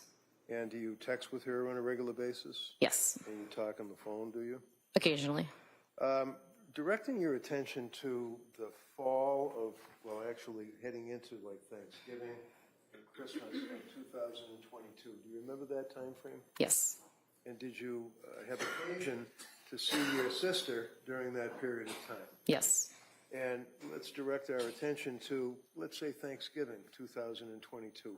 Had you noticed any change in Lindsay's personality or any observation of how she appeared to you? I will say on Thanksgiving in particular is when the first time I saw her in person after quite some time. I had known she had not been doing well via text message communication that we had. I think on Thanksgiving, she, her mood did not look good, her energy, she didn't seem very energized. It definitely seemed off from how I've seen her in the past. And were you aware that that carried through from November into December around the holiday season if you had stayed in touch with her? Yes. And can you tell us what you observed about her around the holiday season as it related to her, from your observations and your texting and your communications with Lindsay? How did she appear to you at that point? The beginning of December, it seemed like she very much decompensated. I do remember her saying at one point at the beginning of December, something along the lines of, I'm in a really tough spot. And knowing what she had shared with me previously about how her mental health had been struggling, I had this gut feeling that something was off and that she was really struggling, and I asked her if she was safe. What did she say? She said yes at that point. And you knew her husband, Pat? Yes. And you knew the kids? Yes. Obviously. Do you recall around Christmas itself, and perhaps a little bit thereafter, that you spoke with her and that she indicated, basically, I'm not doing okay? Yes. Can you tell the jury what you observed about her demeanor or her symptomology when you said she was decompensating around that time? What were they symptoms in your mind of? Based on communication with Lindsay, and I started communicating with Pat directly at that time, she was reporting her mood was worsening, as she described as depression. She was having more suicidal thoughts. Insomnia continued to be an issue. She was really not feeling like herself. And did you know that during that period of time where she was telling you about the suicidal thoughts and the issue of depression, that she was seeing doctors? Yes. And what did she tell you about seeing the doctors, and if she was on any medication, and if so, what effect did they have on her? So the first thing she said about the doctors was back in October when she said that she saw a doctor for Zoloft and had a very awful reaction to that Zoloft. Would that be Dr. Tufts? I don't believe she shared that specific with me. Share the name? Okay. No. And then I think throughout our communication over the couple months of October to December, she did share with me that she was going to doctors, she was getting different prescriptions, kind of all the things that they were trying and different treatments they were looking at. And do you recall when you were talking with her about her symptoms towards the end of December that she had, in your words, decompensated significantly and stated to you that she felt nothing and that she was scared, things of that nature? Yes. What else did she tell you, if you recall? At the end of December, so I think it was more along the same of, that she is really not feeling well. Her mood is down. She's feeling numb. She's feeling hopeless. I believe at the very end of the month, she told me she had had suicidal ideation every day for a month. Do you recall towards the end of the month around New Year's that she voluntarily admitted herself somewhere? Yes. Do you know where she admitted herself? McLean Hospital. And while she was at McLean Hospital, ultimately, do you know how she got out of McLean Hospital? It was my understanding that she was weaning off of some medication that she was on, and then was eventually discharged 5 days later. Now, did you see her or talk to her after she left McLean Hospital trying to wean herself off of whatever medication it was? Because you don't know what the medication was, right? I believe it was Seroquel. Seroquel. Yep. Did she tell you anything to the effect that when she got out of the hospital that she felt as though this was a step in the right direction? Did she seem as though she was trying to be positive about her life? Yes. And tell us about that, because up until this point you had observed her decompensating and having these symptoms and suicidal ideation and depression and feeling nothing and scary. When she got out of McLean, what did she appear to you and what did she say to you? I believe she said she felt that that was a good plan and that she was starting to feel better. So was your sister, in your opinion, granted she's your sister and you're biased, obviously, but was she a complainer? No. And obviously she didn't share with you in detail her doctors and medicines and things of that nature. Is that fair? No. But you were aware of the struggles and the hurt that she was going through. Yes. And then through the month of January, did you have occasion to see her, or were you, because you still live in different states? Yes.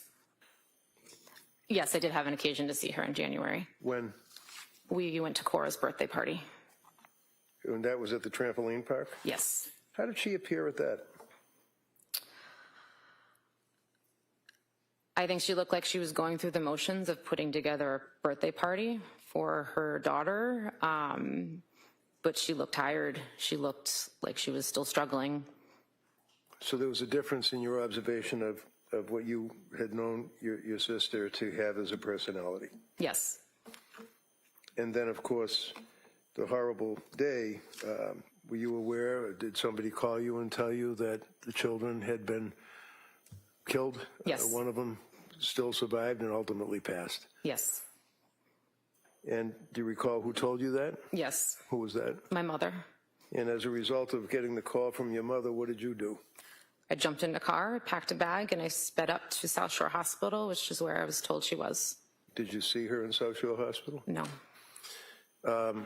Did you know that she was then transferred to another hospital after South Shore? Yes. And what hospital was that? I believe it was Brigham and Women's. And were you able to visit her in Brigham and Women's? Yes. And did it take some time before they would allow you to visit with her? Yes. How long, if you know? I think it was approximately 2 weeks. Okay. And then you were able to see her pretty much on a regular basis? Yes. And where does your mother and father live? In Connecticut. And are you close to them? Yes. Can you tell the jury, from the time of this incident in January 24th of 2023 up until now, 2026, where has your mother and father been living? My parents have been spending the majority of their time up here in Massachusetts. Why? So that they could visit Lindsay as much as possible. Almost on a daily basis? Yes. Was that in a bed and breakfast or a bed and bath, or was it a hotel, or where were they staying? They've been living out of hotels. Thank you, that's all. You can inquire. Como. Thank you. Good afternoon. Now, when Lindsay was at McLean Hospital and she was discharged, did she tell you that she asked to be discharged early to go to Cora's birthday party? I can't recall. And do you recall speaking to the police on January 25th, just a day after this all happened back in 2023? Yes. And do you recall telling them that you saw Lindsay 2 weeks prior to the 24th, roughly around the birthday party time, and that she seemed okay? Yes. Do you recall telling the police that you spoke to her in phone calls many times after she was discharged to McLean, and that her tone of voice in those calls seemed better? I did not speak to her on the phone. Most of our communication was via text. So you don't recall saying that to the police, that the tone of Lindsay's voice in our phone conversations was better the last couple weeks since she had been released from the hospital? I believe when I said that, I meant her tone via her text messages. And so her tone in her text messages was better? A bit. And do you recall telling police that you spoke to Lindsay on Thursday, January 19th, 2023, and she seemed okay? Yes. And that was a phone call, correct? That was text message. Text message, okay. Yes. So when you were saying spoke to the police, you were referring to text messages? Correct. And so in that text message, she seemed fine? She seemed okay. So she had just been released from McLean Hospital at the beginning of January, and all of your communications after the birthday party were text messages, is that correct?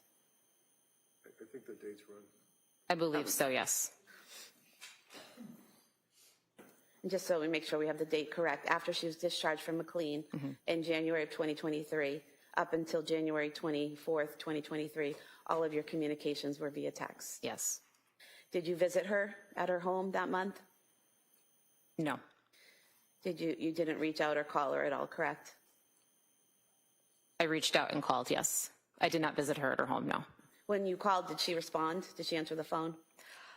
I'm sorry, let me backtrack. I can't recall whether I made a phone call. I can recall the majority of our communication between January 1st and January 24th was via text message. Okay, so there could have been some phone calls. I cannot recall any phone calls.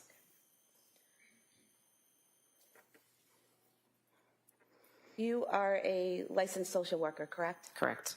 And you're a mandated reporter, correct? Yes. And at any point in time between January 1st, 2023 and January 24th, 2023, did you have enough concern about the safety of the kids or the safety of your sister to file a report as a mandated reporter? No. Thank you. Ms. Ray? Oh, yeah, Judge, thank you. Okay, thank you. Let me step down.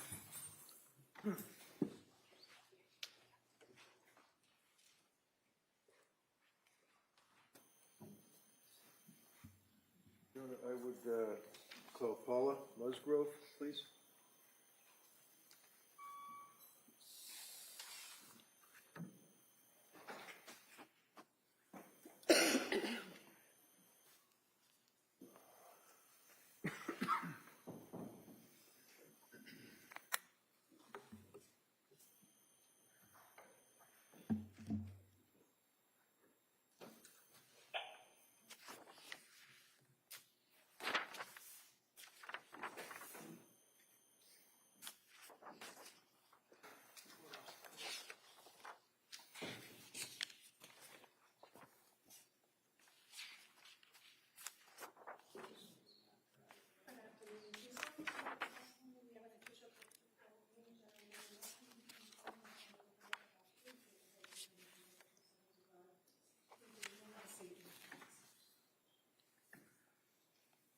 All right, good afternoon. Good afternoon. Okay, I'm going to remind you, like I remind everybody else, just speak into the microphone if you can keep your voice up, please. Okay. Thank you. Afternoon. Tell us your name and spell your name, please. My name is Paula Musgrove, Paula Musgrove. And Mrs. Musgrove, fair to say that you are Lindsay's mother, Yes, I am Lindsay's mother. and your husband is here as well in the blue shirt, correct? Yes, We've been here for every day for the trial. Is that correct? yes. We just have a few questions for you. Obviously, you tell us about Lindsay when she was a kid. Was she a good kid, good student, that type of thing? She was a very good kid and an excellent student, very excellent student all through school, through high school, college. Yes, excellent. Ever been in trouble, law enforcement or schools or discipline or anything? No. Were you aware of her husband, Pat? Yes, And obviously, you knew when they got married and when they were dating and things of that Yes. nature, right? went to the wedding, obviously. Yes. Fair to say that you were close to your daughter and Pat, Yes. and you knew, obviously, the grandchildren? Yes.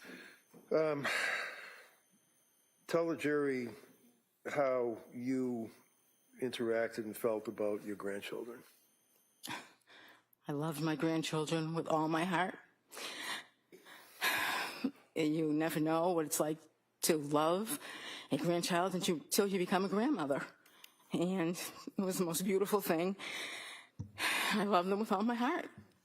Now, did you have occasion to see how Lindsay reacted and treated her kids as a mother?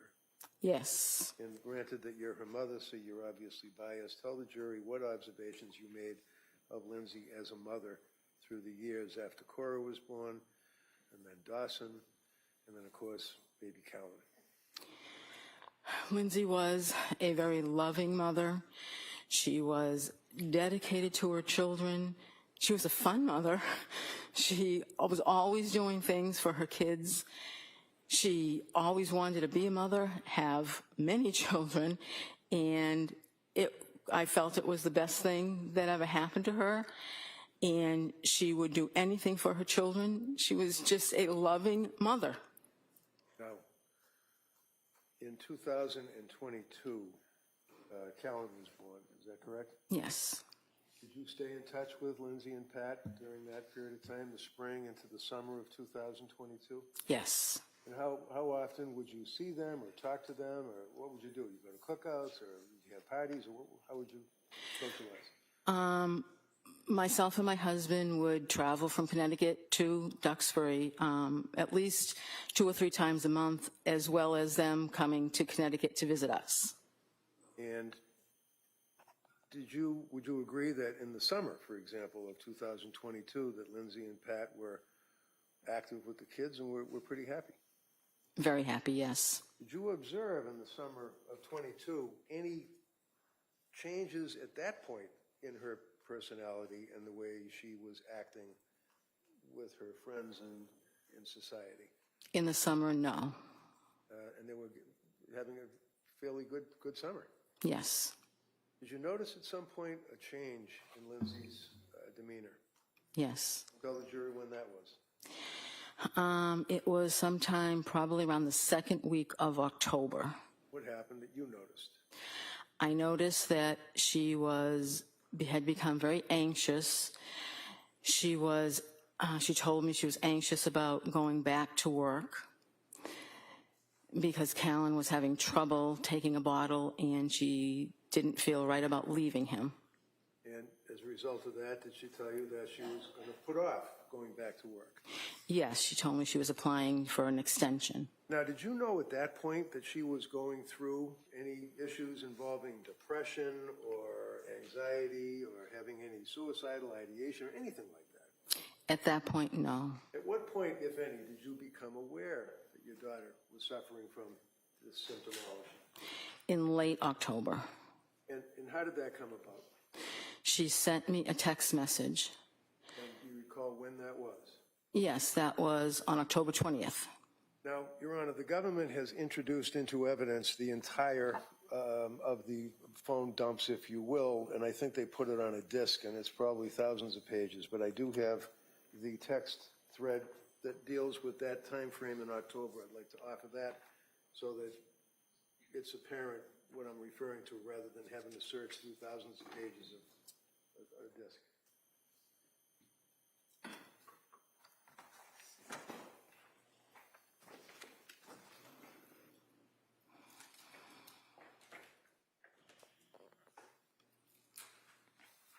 No objection. Okay. They may be admitted. So approaching, let me offer this thing.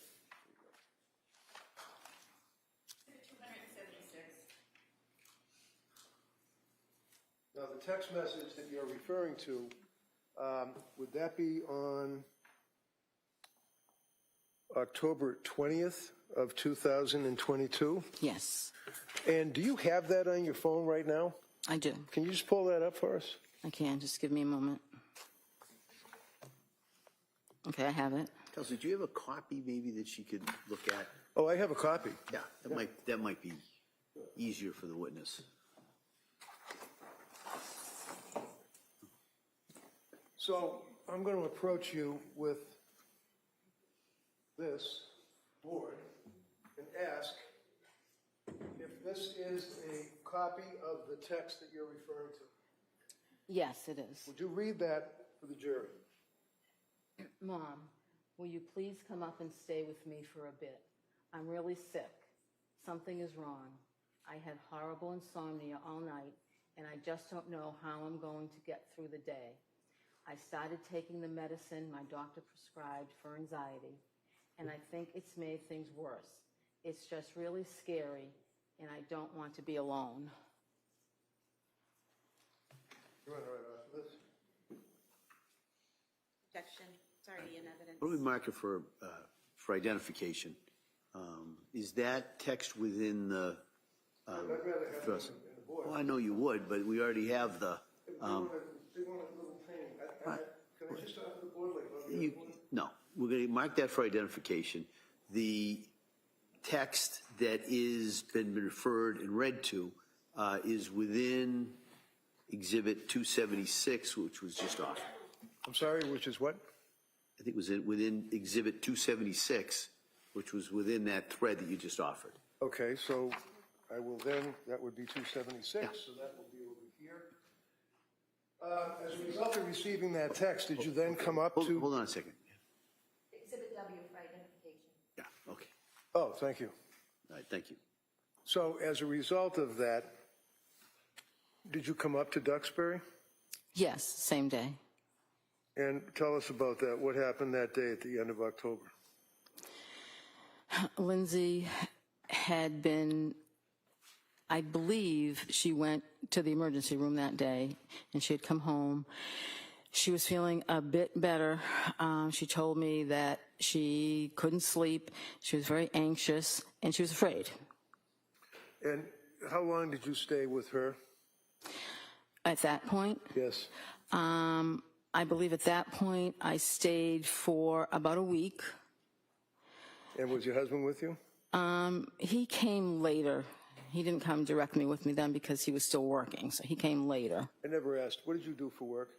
I worked for Weight Watchers. And you're retired? Yes. How about your husband? Is he working now? He recently retired. And what was the nature of his work? He was in photography, What kind of photography? school picture photography. For yearbooks and things like that? Yeah, and school pictures, and you had your kids' pictures taken. And he just recently retired. Yes. Is it fair to say that during the month of October into November, into the holidays in December, that you and your husband would stay with Lindsay and the kids? Yes. I stayed more than my husband because he needed to go back home to work. Sure. While you were staying with Lindsay, can you tell us your opinion as to her condition? Was it decompensating? Was she getting better as time went on through November and December into the holidays? Through November into December, it was not getting better into the holidays. And you knew she was on medication at that point? Yes. You knew she was seeing doctors at that point? Yes. So tell us, is there an incident that came to your mind that you recall that occurred on one evening that indicated to you how seriously she was suffering?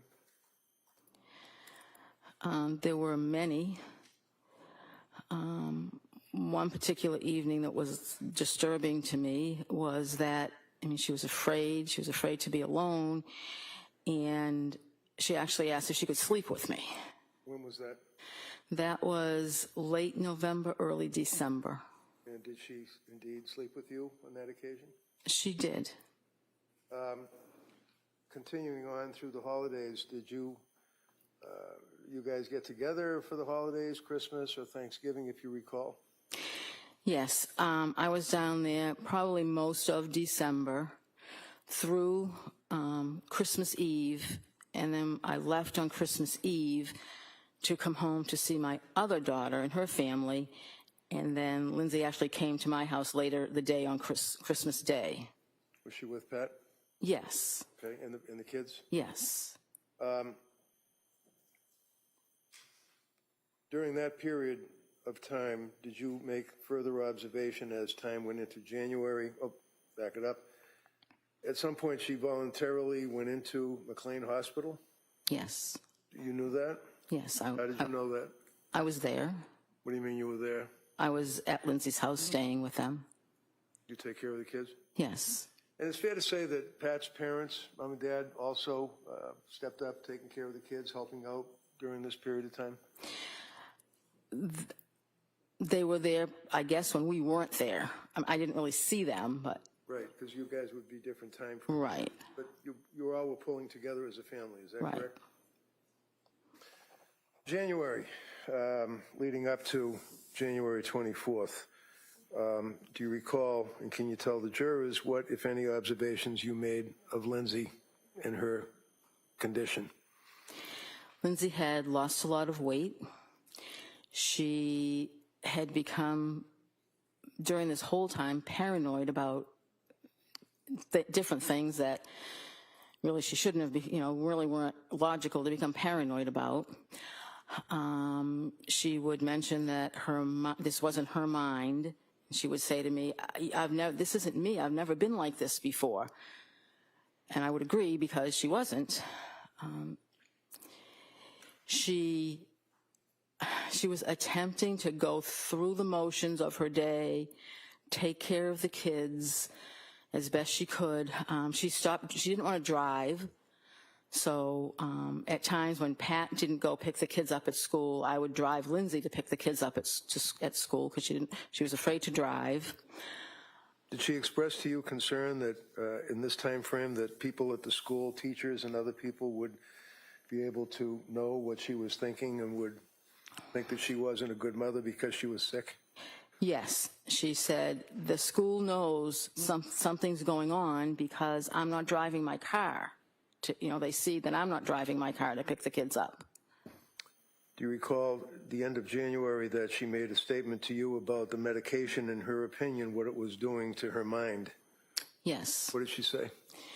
She said that she couldn't remember anything. The medication was pretty much just destroying her mind, and it wasn't her. She said, this isn't me. I just want to feel better and enjoy my kids again.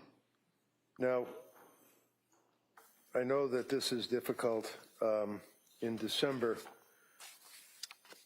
of 2022, do you recall a time that you were in the kitchen with Lindsay and Patrick and she made a statement about her state of mind to her husband, Pat, and you were there? Yes. I know it's difficult. Just tell us what you remember. I remember her being very nervous. I remember her saying, I just have to tell you guys something. And then she told us. What did she tell you? She told us that she had thoughts of harming the children. Thank you very much.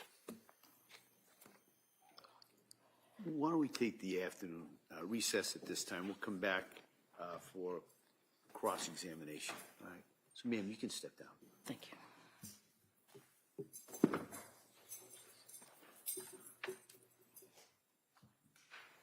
All right. So, members of the jury, we're going to take the break at this time. We expect to have you back about 2 o'clock. Okay? All rise, please. Jurors exiting.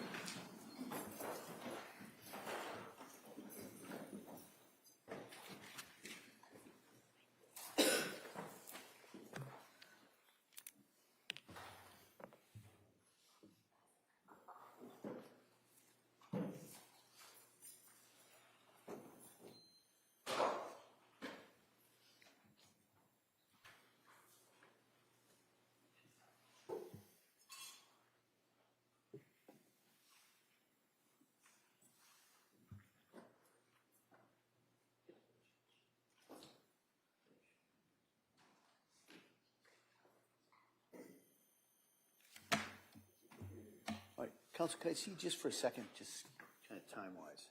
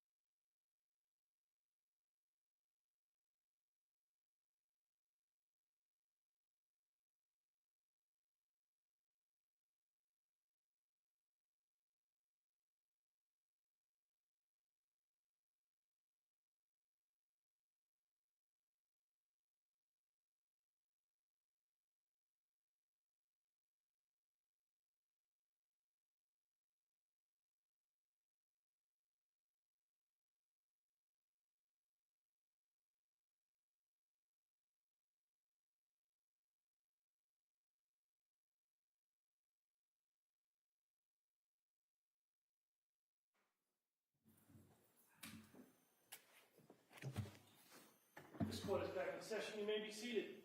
Your Honor, for the purpose of the record, we return back to the trial, Commonwealth versus Lindsay Clancy. All parties are present, excluding the jury.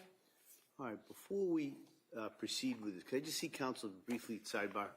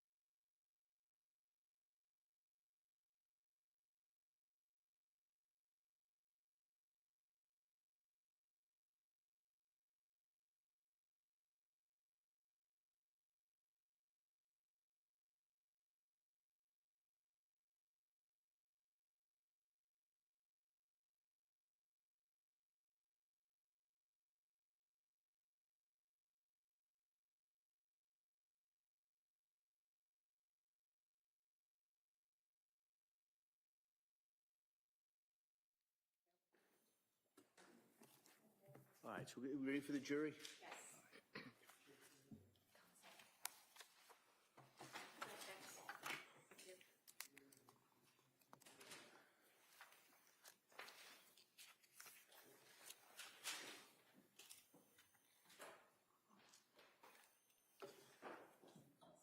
Do you have some water up there? I do, thank you.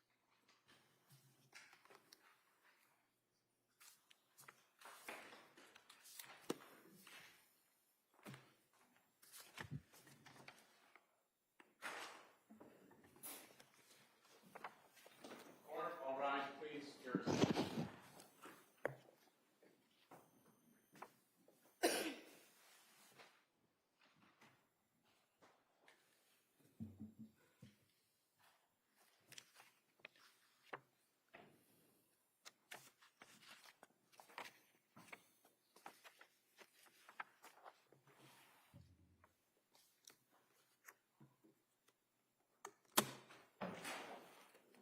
Court is back in session. You may be seated. Your Honor, for the purpose of the record, we return back to the trial, Commonwealth versus Lindsay Clancy. All parties are present, including the defendant and including the 18 jurors. All right, thank you, Madam Clerk. Tree Sprague? Thank you, Your Honor. Good afternoon. Afternoon. Now, you testified in direct examination about the statements that Lindsay made in December about having thoughts about harming the children. When in December was that? I don't exactly remember. I would say early to mid December, probably maybe earlier rather than mid-December, but I don't exactly remember when. Okay. And when she made the statement that she had thoughts of harming the children, did either you or Patrick ask her what she meant by that? I believe I remember Pat asking her if she felt like she couldn't be alone with the children, and she said no. And after she made those statements, did you have any thoughts about committing her? No.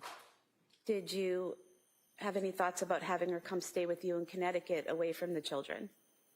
No. Were you concerned for the children's safety at that point in time? No, because I was there. And you were asked about some text messages in October, and those are now an exhibit, I believe. Exhibit 276. And so you talked about the text on the 20th when she asked you to come and she was having a hard time, right? Yes. A day before, on October 19th, she had sent you a different text message stating, "Hi, Mom, would you ever consider coming to stay with us for a couple days at a time to help with childcare so I can work?"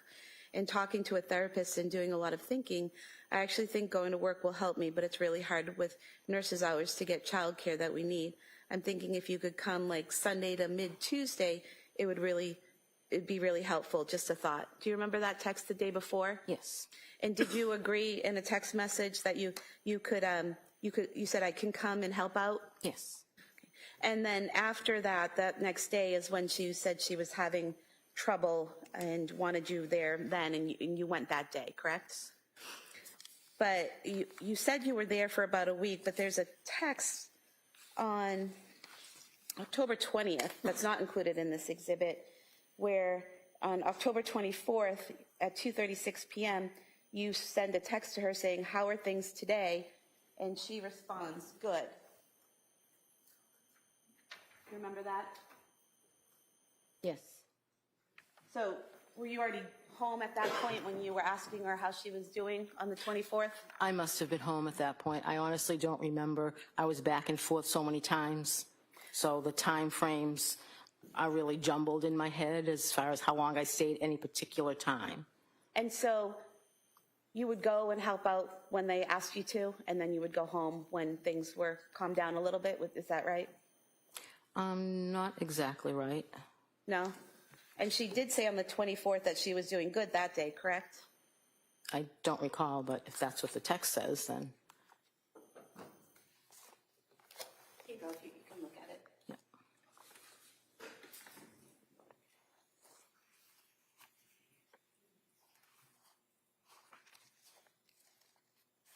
Okay. So she told you at that point on the 24th she was doing good, right? Correct. You could have this page marked as the next exhibit. Any objection? No. That may be marked. 277.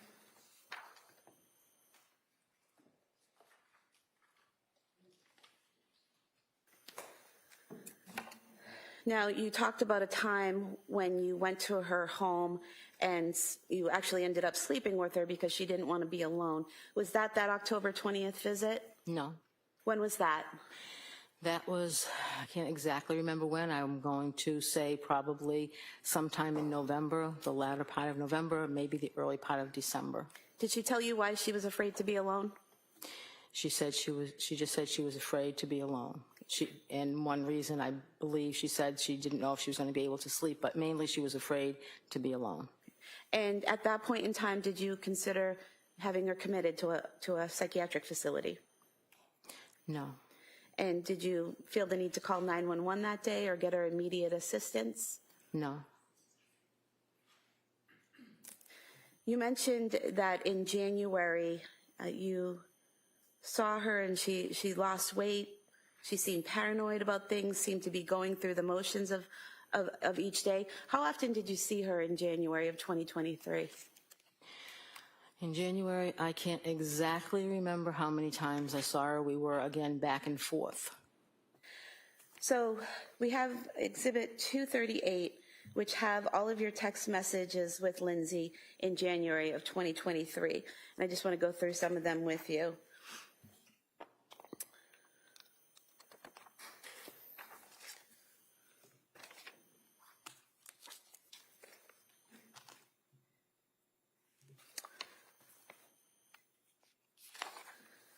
So on page 17 of the exhibit, this is on January 4th, 2023, so the day before she was discharged from McLean.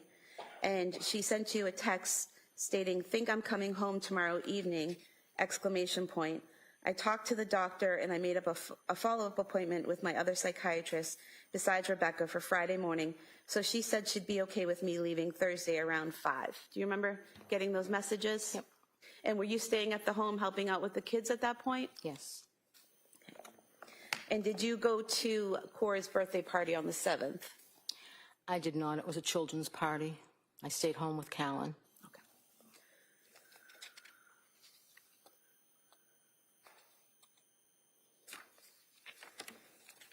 And do you recall when you went home? I don't recall.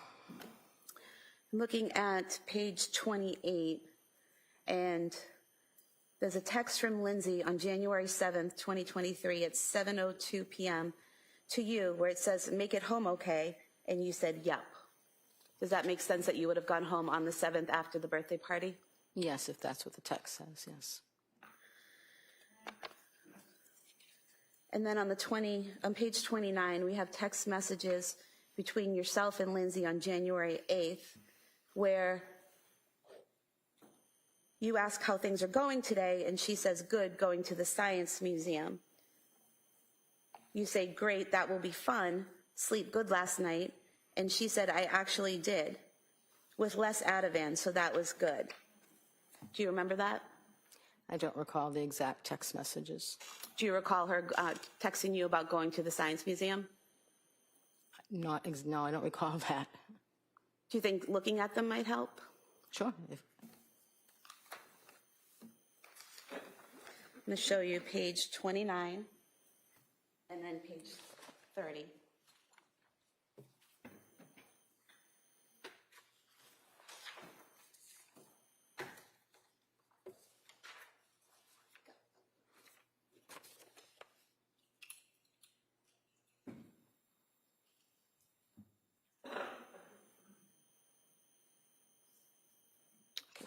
Does that refresh your memory? That's what the text says, yes.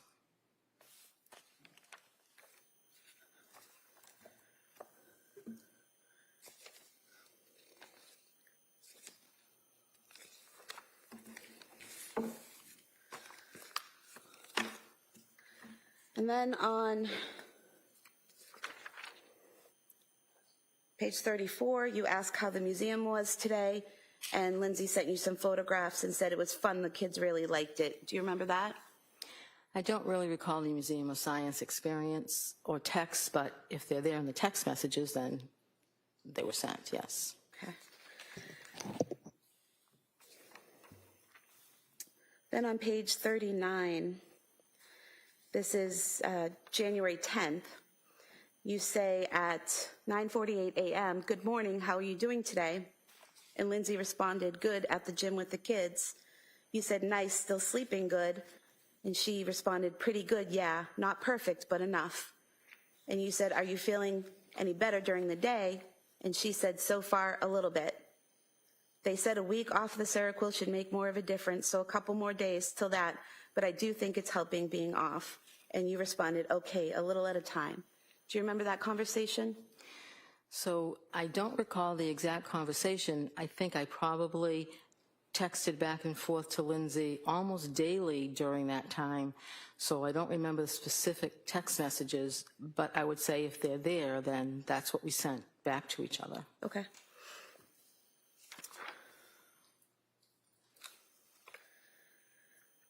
And then there were further text messages that day.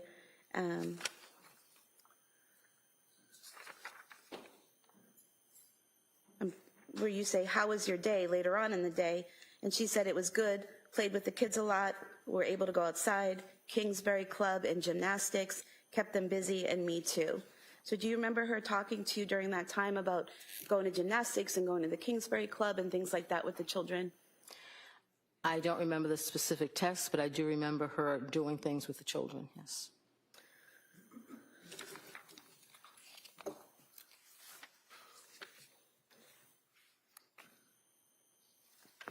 Then on January 11th, the following day, you sent a text, excuse me, how are you feeling today? And she responded with a photo of Callan drinking out of a Mary Lou's cup, saying we have another Mary Lou's fan. And you said decaf looks like he's enjoying it. And then later on you asked again, how are you doing today? And she said, hi mom, doing all right, nothing new really, just taking it day by day. You said still feeling a little better, and she said a little bit. You said sleeping okay. She said not great last night because Cora was up with a bellyache. Do you remember that? So again, we texted so many times daily, twice daily, maybe 3 times daily. So I can't say that I remember the specific text. I do remember the picture of Callan with the Mary Lou cup because that stands out in my mind. But the specific text going back and forth, we just did it so often that I can't say I remember the specific text you're reading back to me. Okay. But again, if they were there, then we sent them. Right. And do you remember Lindsay, talking to you about Cora having stomach issues during the month of January? Yes. Some belly aches off and on? Yes.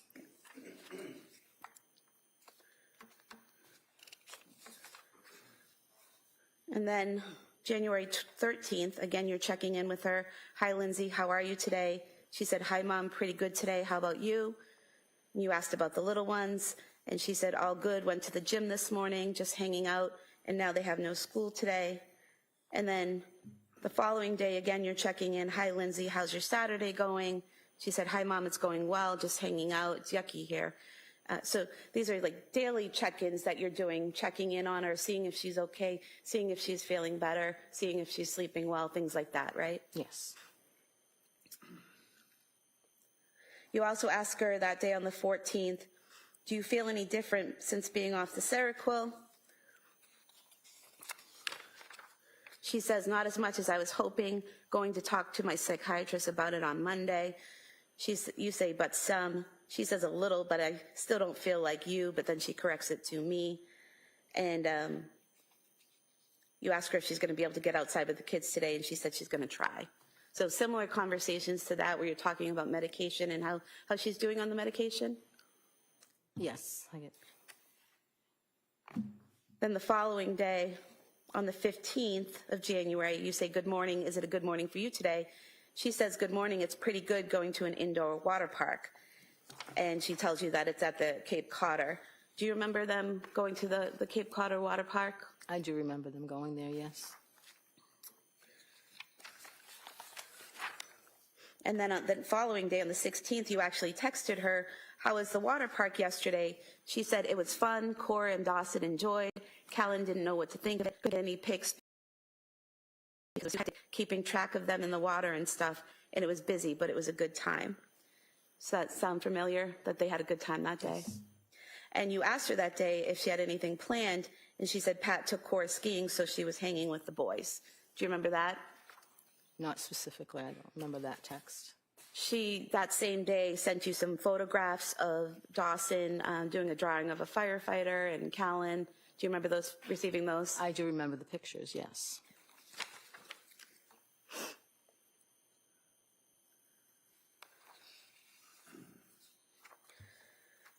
Then the following day, again, you're checking in every day. You say, you feeling better? She says, a little bit. You said, still taking the same medication. She said, yes, about to have an appointment with her psychiatrist. You said, let me know how it goes. And she said, okay. And then she responds back after her appointment. She recommended another antidepressant since my mood is still very low off the Seroquel. You asked her how she felt about it. And she told you she just wants to feel like herself again, but she's up for trying it. And she just wants to get back to who she was, right? Correct. And she told you it was amitriptyline. Is that right? Do you remember that? I don't remember the medication. Okay.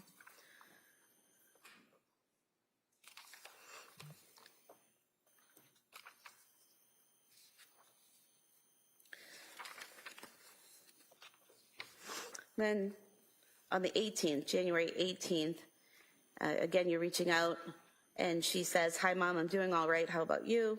And you say you're good. You're thinking about visiting that weekend. And she says, that sounds good. And you ask her about being able to get out and exercise, and she said she's been walking on the treadmill at the gym for exercise. And you asked her if she started a new medication and if she's feeling better.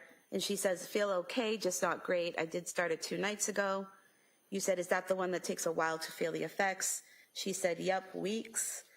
And you said, is the okay that you're feeling now better than what you were feeling a few weeks ago? And she said, yes. Do you remember that?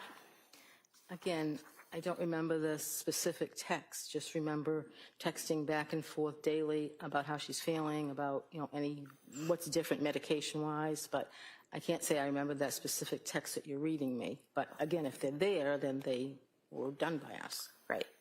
And so on the 19th of January, again, you're checking in and say, how are you feeling today? Can you tell if anything's different with the new medication? She says, I'm feeling all right, nothing new really yet because it takes weeks to really work, but I'm okay. You asked if she's still sleeping well, and she says decently, and the kids get up a lot. So again, more of the same check-ins daily, seeing how she's doing, seeing how she's sleeping, right? Correct.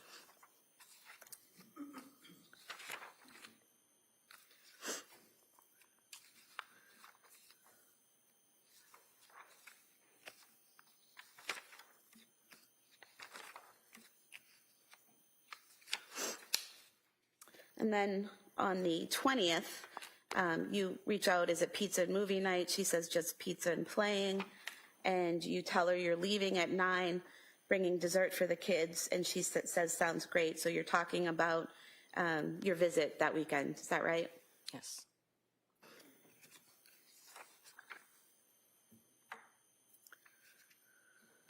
And in these texts prior to the visit, you say that it's been a while since you've seen them. So it sounds like from these texts, you're checking in with her every day from January 7th, 2023, all the way up to your visit on January 21st, 2023. You're checking in with her. So you're at home in Connecticut from the 7th until the 21st. Correct. And then on the 22nd, that Sunday, Lindsay, Pat, and the older kids, they go to the Carney's house for that bonfire and get together, and you stayed home with Callan, right? Correct. And then after they get home, you and your husband left, is that correct? Yes.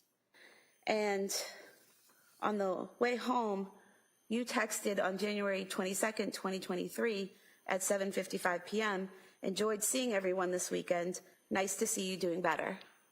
Is that correct?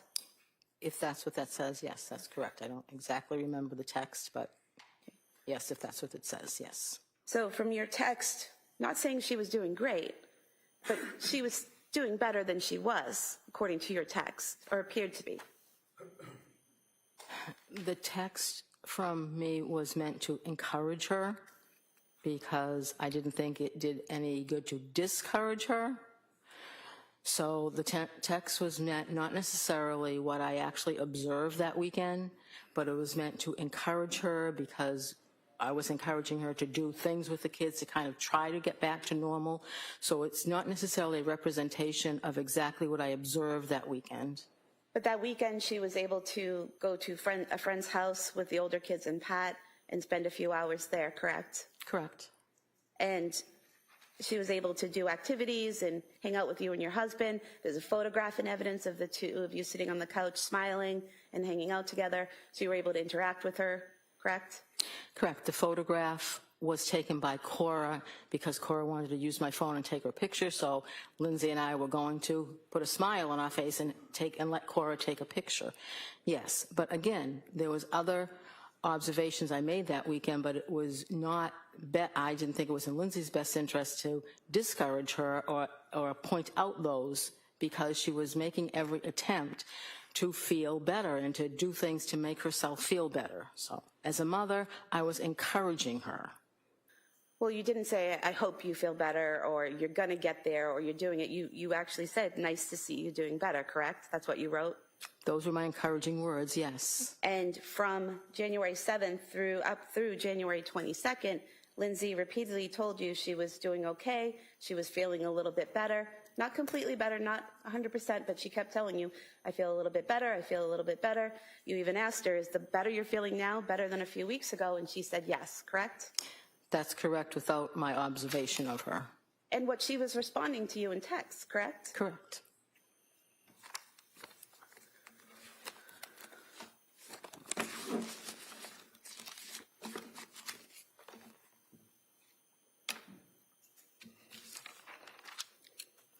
You also spoke to the police on January 25th, 2023. Do you remember that? I do.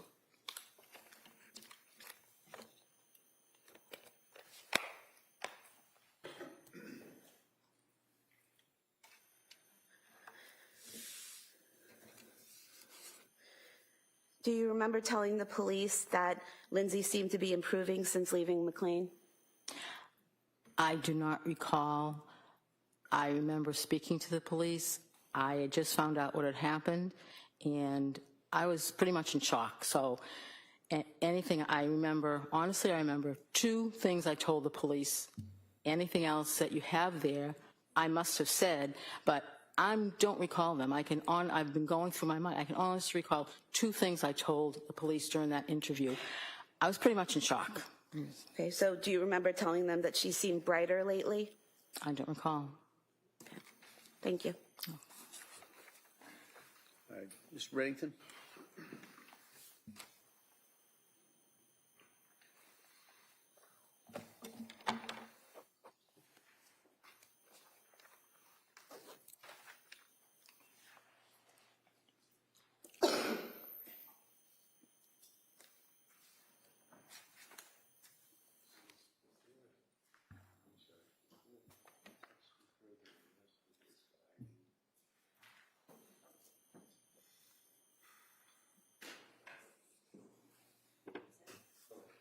What do you want?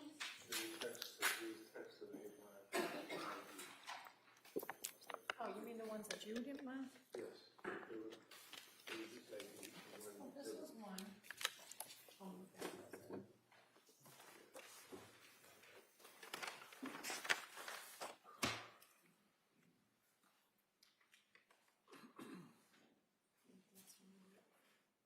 That's all right, I can check later. Just looking here through the exhibits, District Attorney stood up and said to you that I had introduced into evidence and showed you Exhibit 276, which would be a list of text dated on October 19th. Do you remember that? It was the black one. It was the copies. It wasn't green and blue. Do you recall that this was introduced into evidence? Do you recall her questioning you from this? On October 19th? Yeah, this is the one that I had introduced, was Exhibit 276, and the date would be October 19th, your text thread. Oh, yes, I'm sorry. And then she said, well, there's something missing, and went up and said to you, this text, which would be 277. Do you recall that? I'm going to show it to you.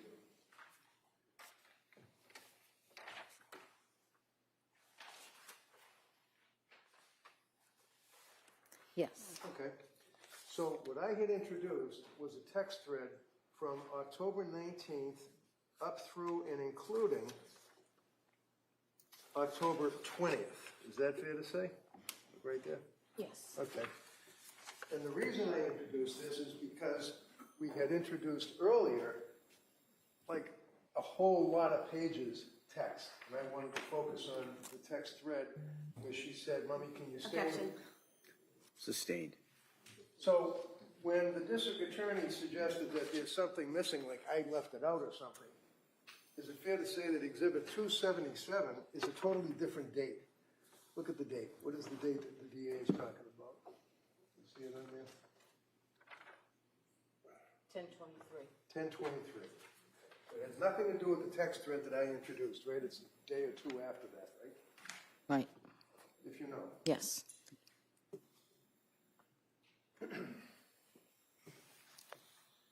Now, we had introduced into evidence also the Celebrate record as Exhibit 238 that the state police for the district attorney's office had printed out. That is only the month of January. Do you recall that testimony? Yes. And then I introduced into evidence, or tried to introduce into evidence, all of the texts between you and your daughter, right? Yes. I think, Your Honor, that's what's, thank you. Okay. This was, I attempted to introduce it, it was objected to, I believe, and it was marked for identification. I would now like to reoffer this in its entirety. I see counsel sidebar, please.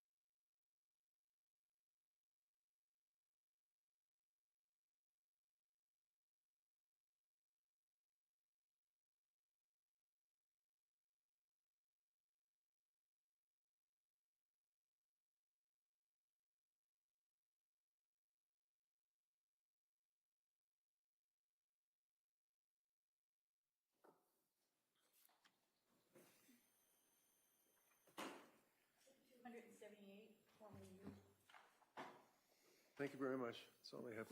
All right. Almost? And when you were asked about Exhibit 271 and the text messages on October 23rd and October 24th, that was to establish when you left the home that week of the 20th, correct? Because you said, how are things today? And she said good, implying that you were no longer with them, correct? I believe so, yes. Thank you. All right. Anything on that, counsel? Oh, no, thank you. All right, thank you, ma'am. Let me sit down. Thank you.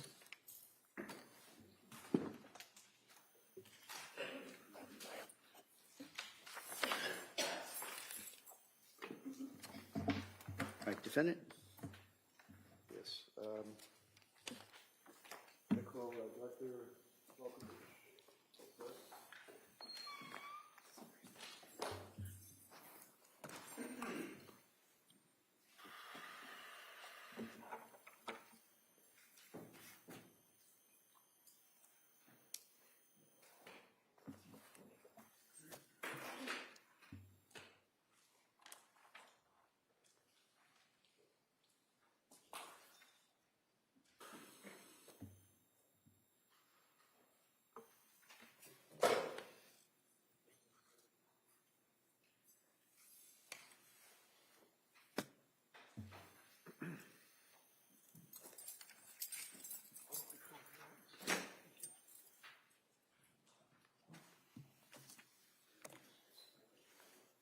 Good afternoon. You solemnly swear that the testimony you give in this case is the truth, and the truth,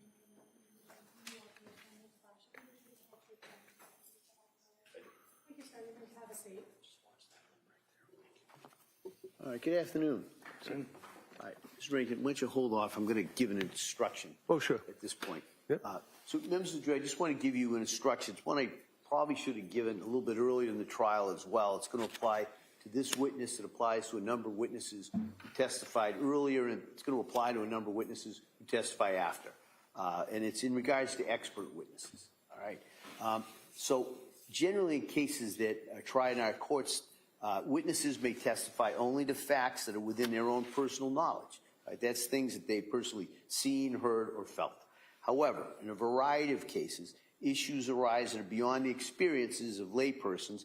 In those type of cases, we allow a person with specialized training or experience called an expert witness to testify, and to testify not only to facts but also to opinions and the reasons for their opinions on issues that are within that witness's field of expertise and are relevant material to the case.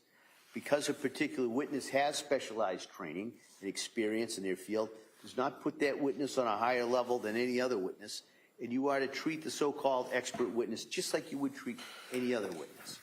In other words, as with any other witness, it's completely up to you to decide whether you accept the testimony of any expert witness, including the opinions that they give.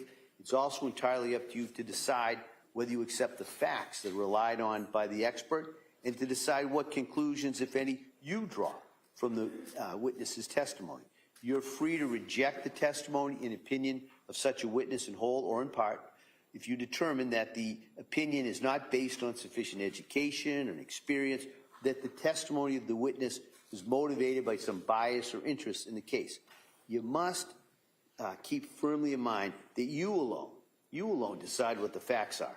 So if you conclude that an expert's opinion is not based on the facts as you find those facts to be, then you may reject the testimony and the opinion of the expert in whole or in part. You must remember that expert witnesses do not decide cases, juries do. So in the last analysis, an expert witness is like any other witness in the sense that you alone make the judgment about how much credibility and weight you give to that expert's testimony and what conclusions you draw from the testimony. All right? And I'll go into that a little bit more at the end when I go into the more extensive instructions that I'll give you at the end of the trial. All right, Mr. Rankin. Afternoon. Afternoon. Can you tell us your name and spell your name?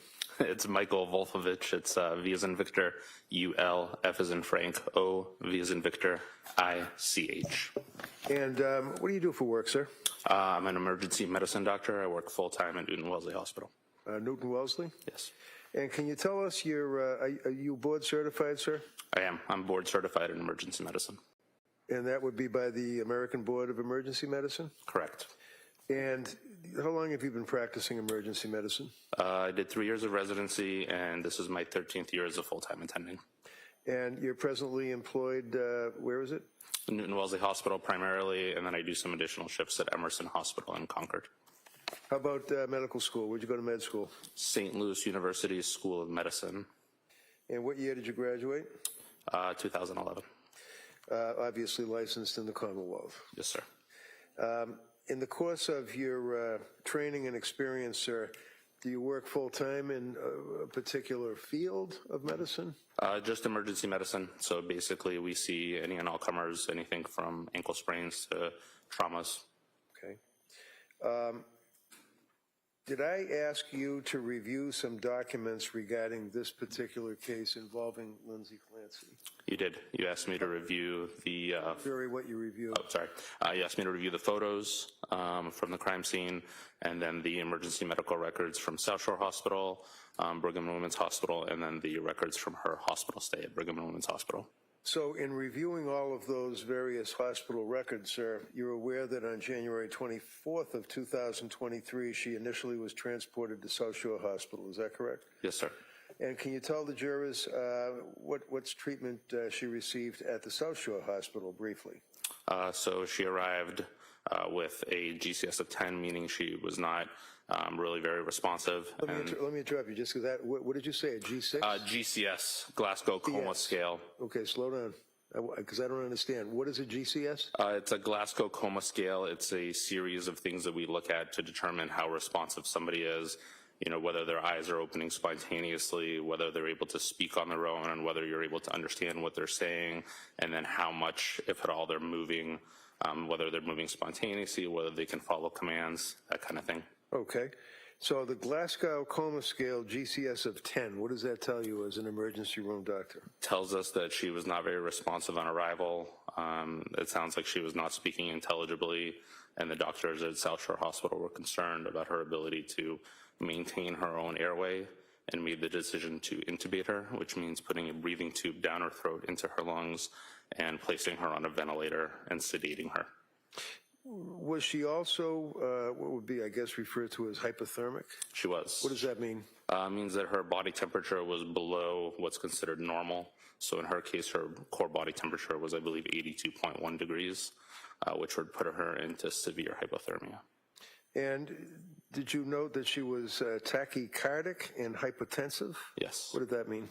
So it means that her heart rate was above 100, and hypotensive means that her blood pressure was below what is considered normal. And South Shore Hospital, were they able to stabilize her? It sounds like they were able to stabilize her by placing a breathing tube in her neck, in her throat to help with her breathing. And then they basically proceeded to obtain a bunch of imaging, started her on medications to sedate her and artificially raise her blood pressure. They started working on rewarming her. And then in conjunction with the trauma team there, they made the decision that she would be better served at a hospital with a higher level of care. Okay. And can you tell us what the injuries were that she presented herself with to the South Shore Hospital? So there were multiple injuries. She had lacerations to bilateral wrists. When you say lateral, what does that mean? Bilateral, both sides. So she had a laceration both to her left wrist and to her right wrist, and then multiple superficial lacerations as well. And then she also had multiple superficial lacerations to both sides of her neck, the front of her neck, and 2 deeper lacerations to the sides of her neck. So when you say superficial lacerations and then deeper lacerations, do you recall, what's the standard? What do you look for in something like that? So it's tough. Everybody will describe them a little bit differently. In her case, I would describe multiple superficial lacerations, which would typically mean kind of scrapes on the surface of the skin, nothing that actually gets through the full thickness of the skin. And then she also had full thickness lacerations, meaning that she made it all the way through the skin into the subcutaneous tissue, the fatty tissue. And then you would need to describe it further if any additional structures were injured, which in her case they were not. Now, in your experience for a number of years in the emergency room, have you had occasion to treat people that have tried to commit suicide or successfully committed suicide by cutting their throat? multiple times. Multiple times. And can you tell us, in your opinion, to a reasonable degree of medical certainty, sir, as to whether or not this injury or these injuries that you observe were consistent with what you've seen in other suicide attempts? Sustained. Well, can you tell us, did that look like an effort to pretend or fake a suicide? Sustained. Well, when you looked at the injuries, did you make a determination that they appeared to have some impact on the human body of Ms. Clancy? Yes. What was that? They were consistent with self-injurious behavior. The intent, I can't gauge, but... Anything further? Okay. Next question. Yep, thank you. How about the wrist? What did you observe about the wrist injuries, sir? So she had 2 full-thickness lacerations, one on the left and one on the right. What does that mean? Means that she made it all the way through the epidermis and the dermis, which is what makes up the skin in the wrist, and into the fatty tissue, which is the next layer. Okay. Are you familiar in your experience, sir, with hesitation wounds in a suicide attempt? Yes, to some extent. What does that mean? Means typically that they're more kind of subtle, weaker attempts to hurt yourself, not necessarily anything that's going to be deep to the structures of the skin, but more just scrapes along the surface. Okay, and you noticed some of those on the neck area as well, is that correct? There were multiple of those on both the neck and the wrists. As it relates to the injuries to the wrists, did you observe any vascular structures or penetration of the cervical, the fascia? There was not. Okay. What other injuries did you recall from reviewing the medical records? So she also had multiple fractures in her cervical spine, which are the vertebrae that make up her neck, including what's called a burst fracture of C1, and then other fractures of C4. She also had fractures of multiple levels of the thoracic spine. I believe she had multiple transverse process fractures on both the right and left. What does that mean, transverse fractures? Transverse processes are lateral projections, basically projections that go sideways off of the bone that allow the ribs to articulate, connect with the spine, and they also allow muscles to connect, and they help support the basically overall ring structure of the spinal canal. And was she then transported by med flight or life flight to a Boston hospital? She was. What does that tell you as an emergency surgeon when someone's transported by med flight or life flight? Typically means that her injuries are felt to be severe enough that she needs immediate intervention and further treatment, that the hospital that is basically necessitating the transport is saying that they cannot provide at their facility. She was then transported to what hospital? Brigham and Women's Hospital in Boston. She was admitted to what unit? Surgical ICU. And you had a chance to review all those medical records as well? I did. Did she suffer a particular event that night that you recall from looking at the records? She did shortly after arriving in the surgical ICU. It sounds like they were moving her, and when they moved her, they noticed that her blood pressure dropped, her pulse became faint, and subsequently she actually suffered a complete cardiac arrest and required 2 rounds of cardiopulmonary resuscitation with compressions and medications before she was able to be revived. And she also, to your knowledge, had suffered significant hemorrhage and had to have a fairly massive blood transfusion? Yes, they placed chest tubes, which are basically plastic tubes that go into the chest cavity on both sides, and had about 300 cc's of blood come out from each side, and there was also noted to be significant hemorrhage around the spine and into the mediastinum, which is the portion of the chest that houses a lot of the organs like your esophagus, your trachea, blood vessels, that kind of thing. Now, if there's a fracture or a serious fracture to, I believe it's C1, does that interfere possibly with a person's ability to breathe? It does. And how does that work? So if you have a fracture that affects the spinal cord above a certain level, typically above the 3rd cervical vertebrae, it basically removes your ability to initiate breathing on your own. Your 3rd, 4th, and 5th cervical vertebrae, the nerves that lead from there, are the ones that are responsible for telling your diaphragm to go up and down and help you breathe. And so if you lose the ability to send that signal down to your diaphragm, you lose the ability to breathe. Now, As it relates to your review of the medical records and review of the history, are you aware of the mechanism of the injuries that she suffered that you just described for the jury? I am. Tell us what that was, to your knowledge. That she went out of her second-story window. And going out of the window, obviously, did she strike the ground, or? She did. And that caused the injuries, the mechanism of injury? Yes, it's consistent with all of her injuries. Now, with your experience, sir, with, as you indicated, dealing with people in the emergency room and treating people that have been involved with sequential acts of self-harm, do you have an opinion to a reasonable degree of medical certainty as an emergency board-certified physician as to the effect of the combination of the multiple sequential injuries that you saw? Objection. Can I see counsel at sidebar? I'm just. I can withdraw it, Judge. I'll withdraw it. Just thank you very much. No questions. All right. Thank you, Doctor. Thank you.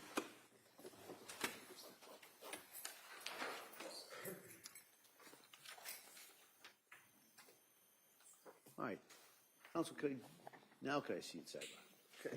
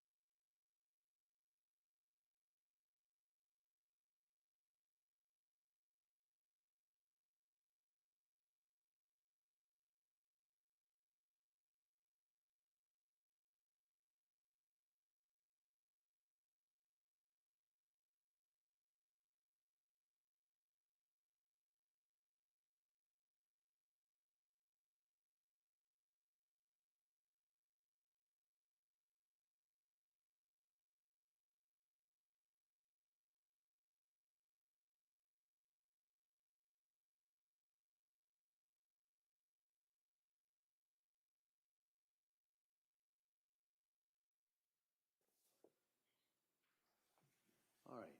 Members of the jury, I told you it was going to be stop and start, right? So we're going to stop now, but we're going to stop now for the day for you. I'm going to come back. I'm going to talk to counsel about setting some things up logistically for tomorrow. All right. So tomorrow, the plan would be, hopefully we'll start right at 9 or right as close as we can. And we'd hope to have a pretty full day in regards to the witnesses. All right. So I'm going to excuse you till tomorrow at 9. I'm going to remind you, talk about this case. Don't read anything about it or anything about any similar cases. Don't do any research. Don't listen to anything. Don't post anything. You kind of know where I'm going, right? So I'm going to ask you to follow those instructions again. I'm going to give you those questions, and I hope you have a nice evening. We'll see you tomorrow morning. Okay? Thank you. All rise, please, for your executive.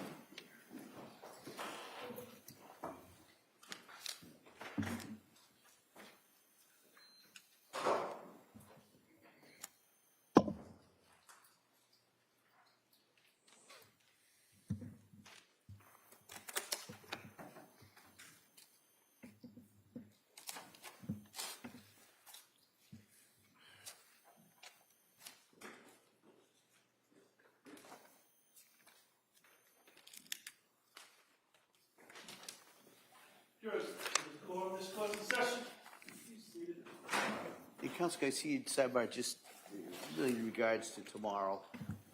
Not very long.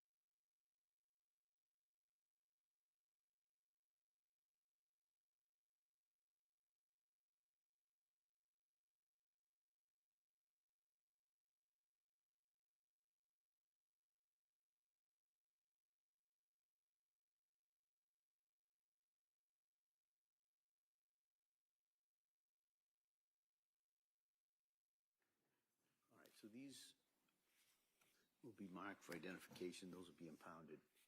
Thank you, Your Honor. All right. Thank you, counsel. All right. Anything else you should address before tomorrow morning, Commonwealth? No, Your Honor. All right. Mr. Reddington? All right. So I appreciate everybody's patience and work on this morning and this afternoon. So we'll be in recess on this matter till 9 o'clock tomorrow. Thank you. Court, all rise.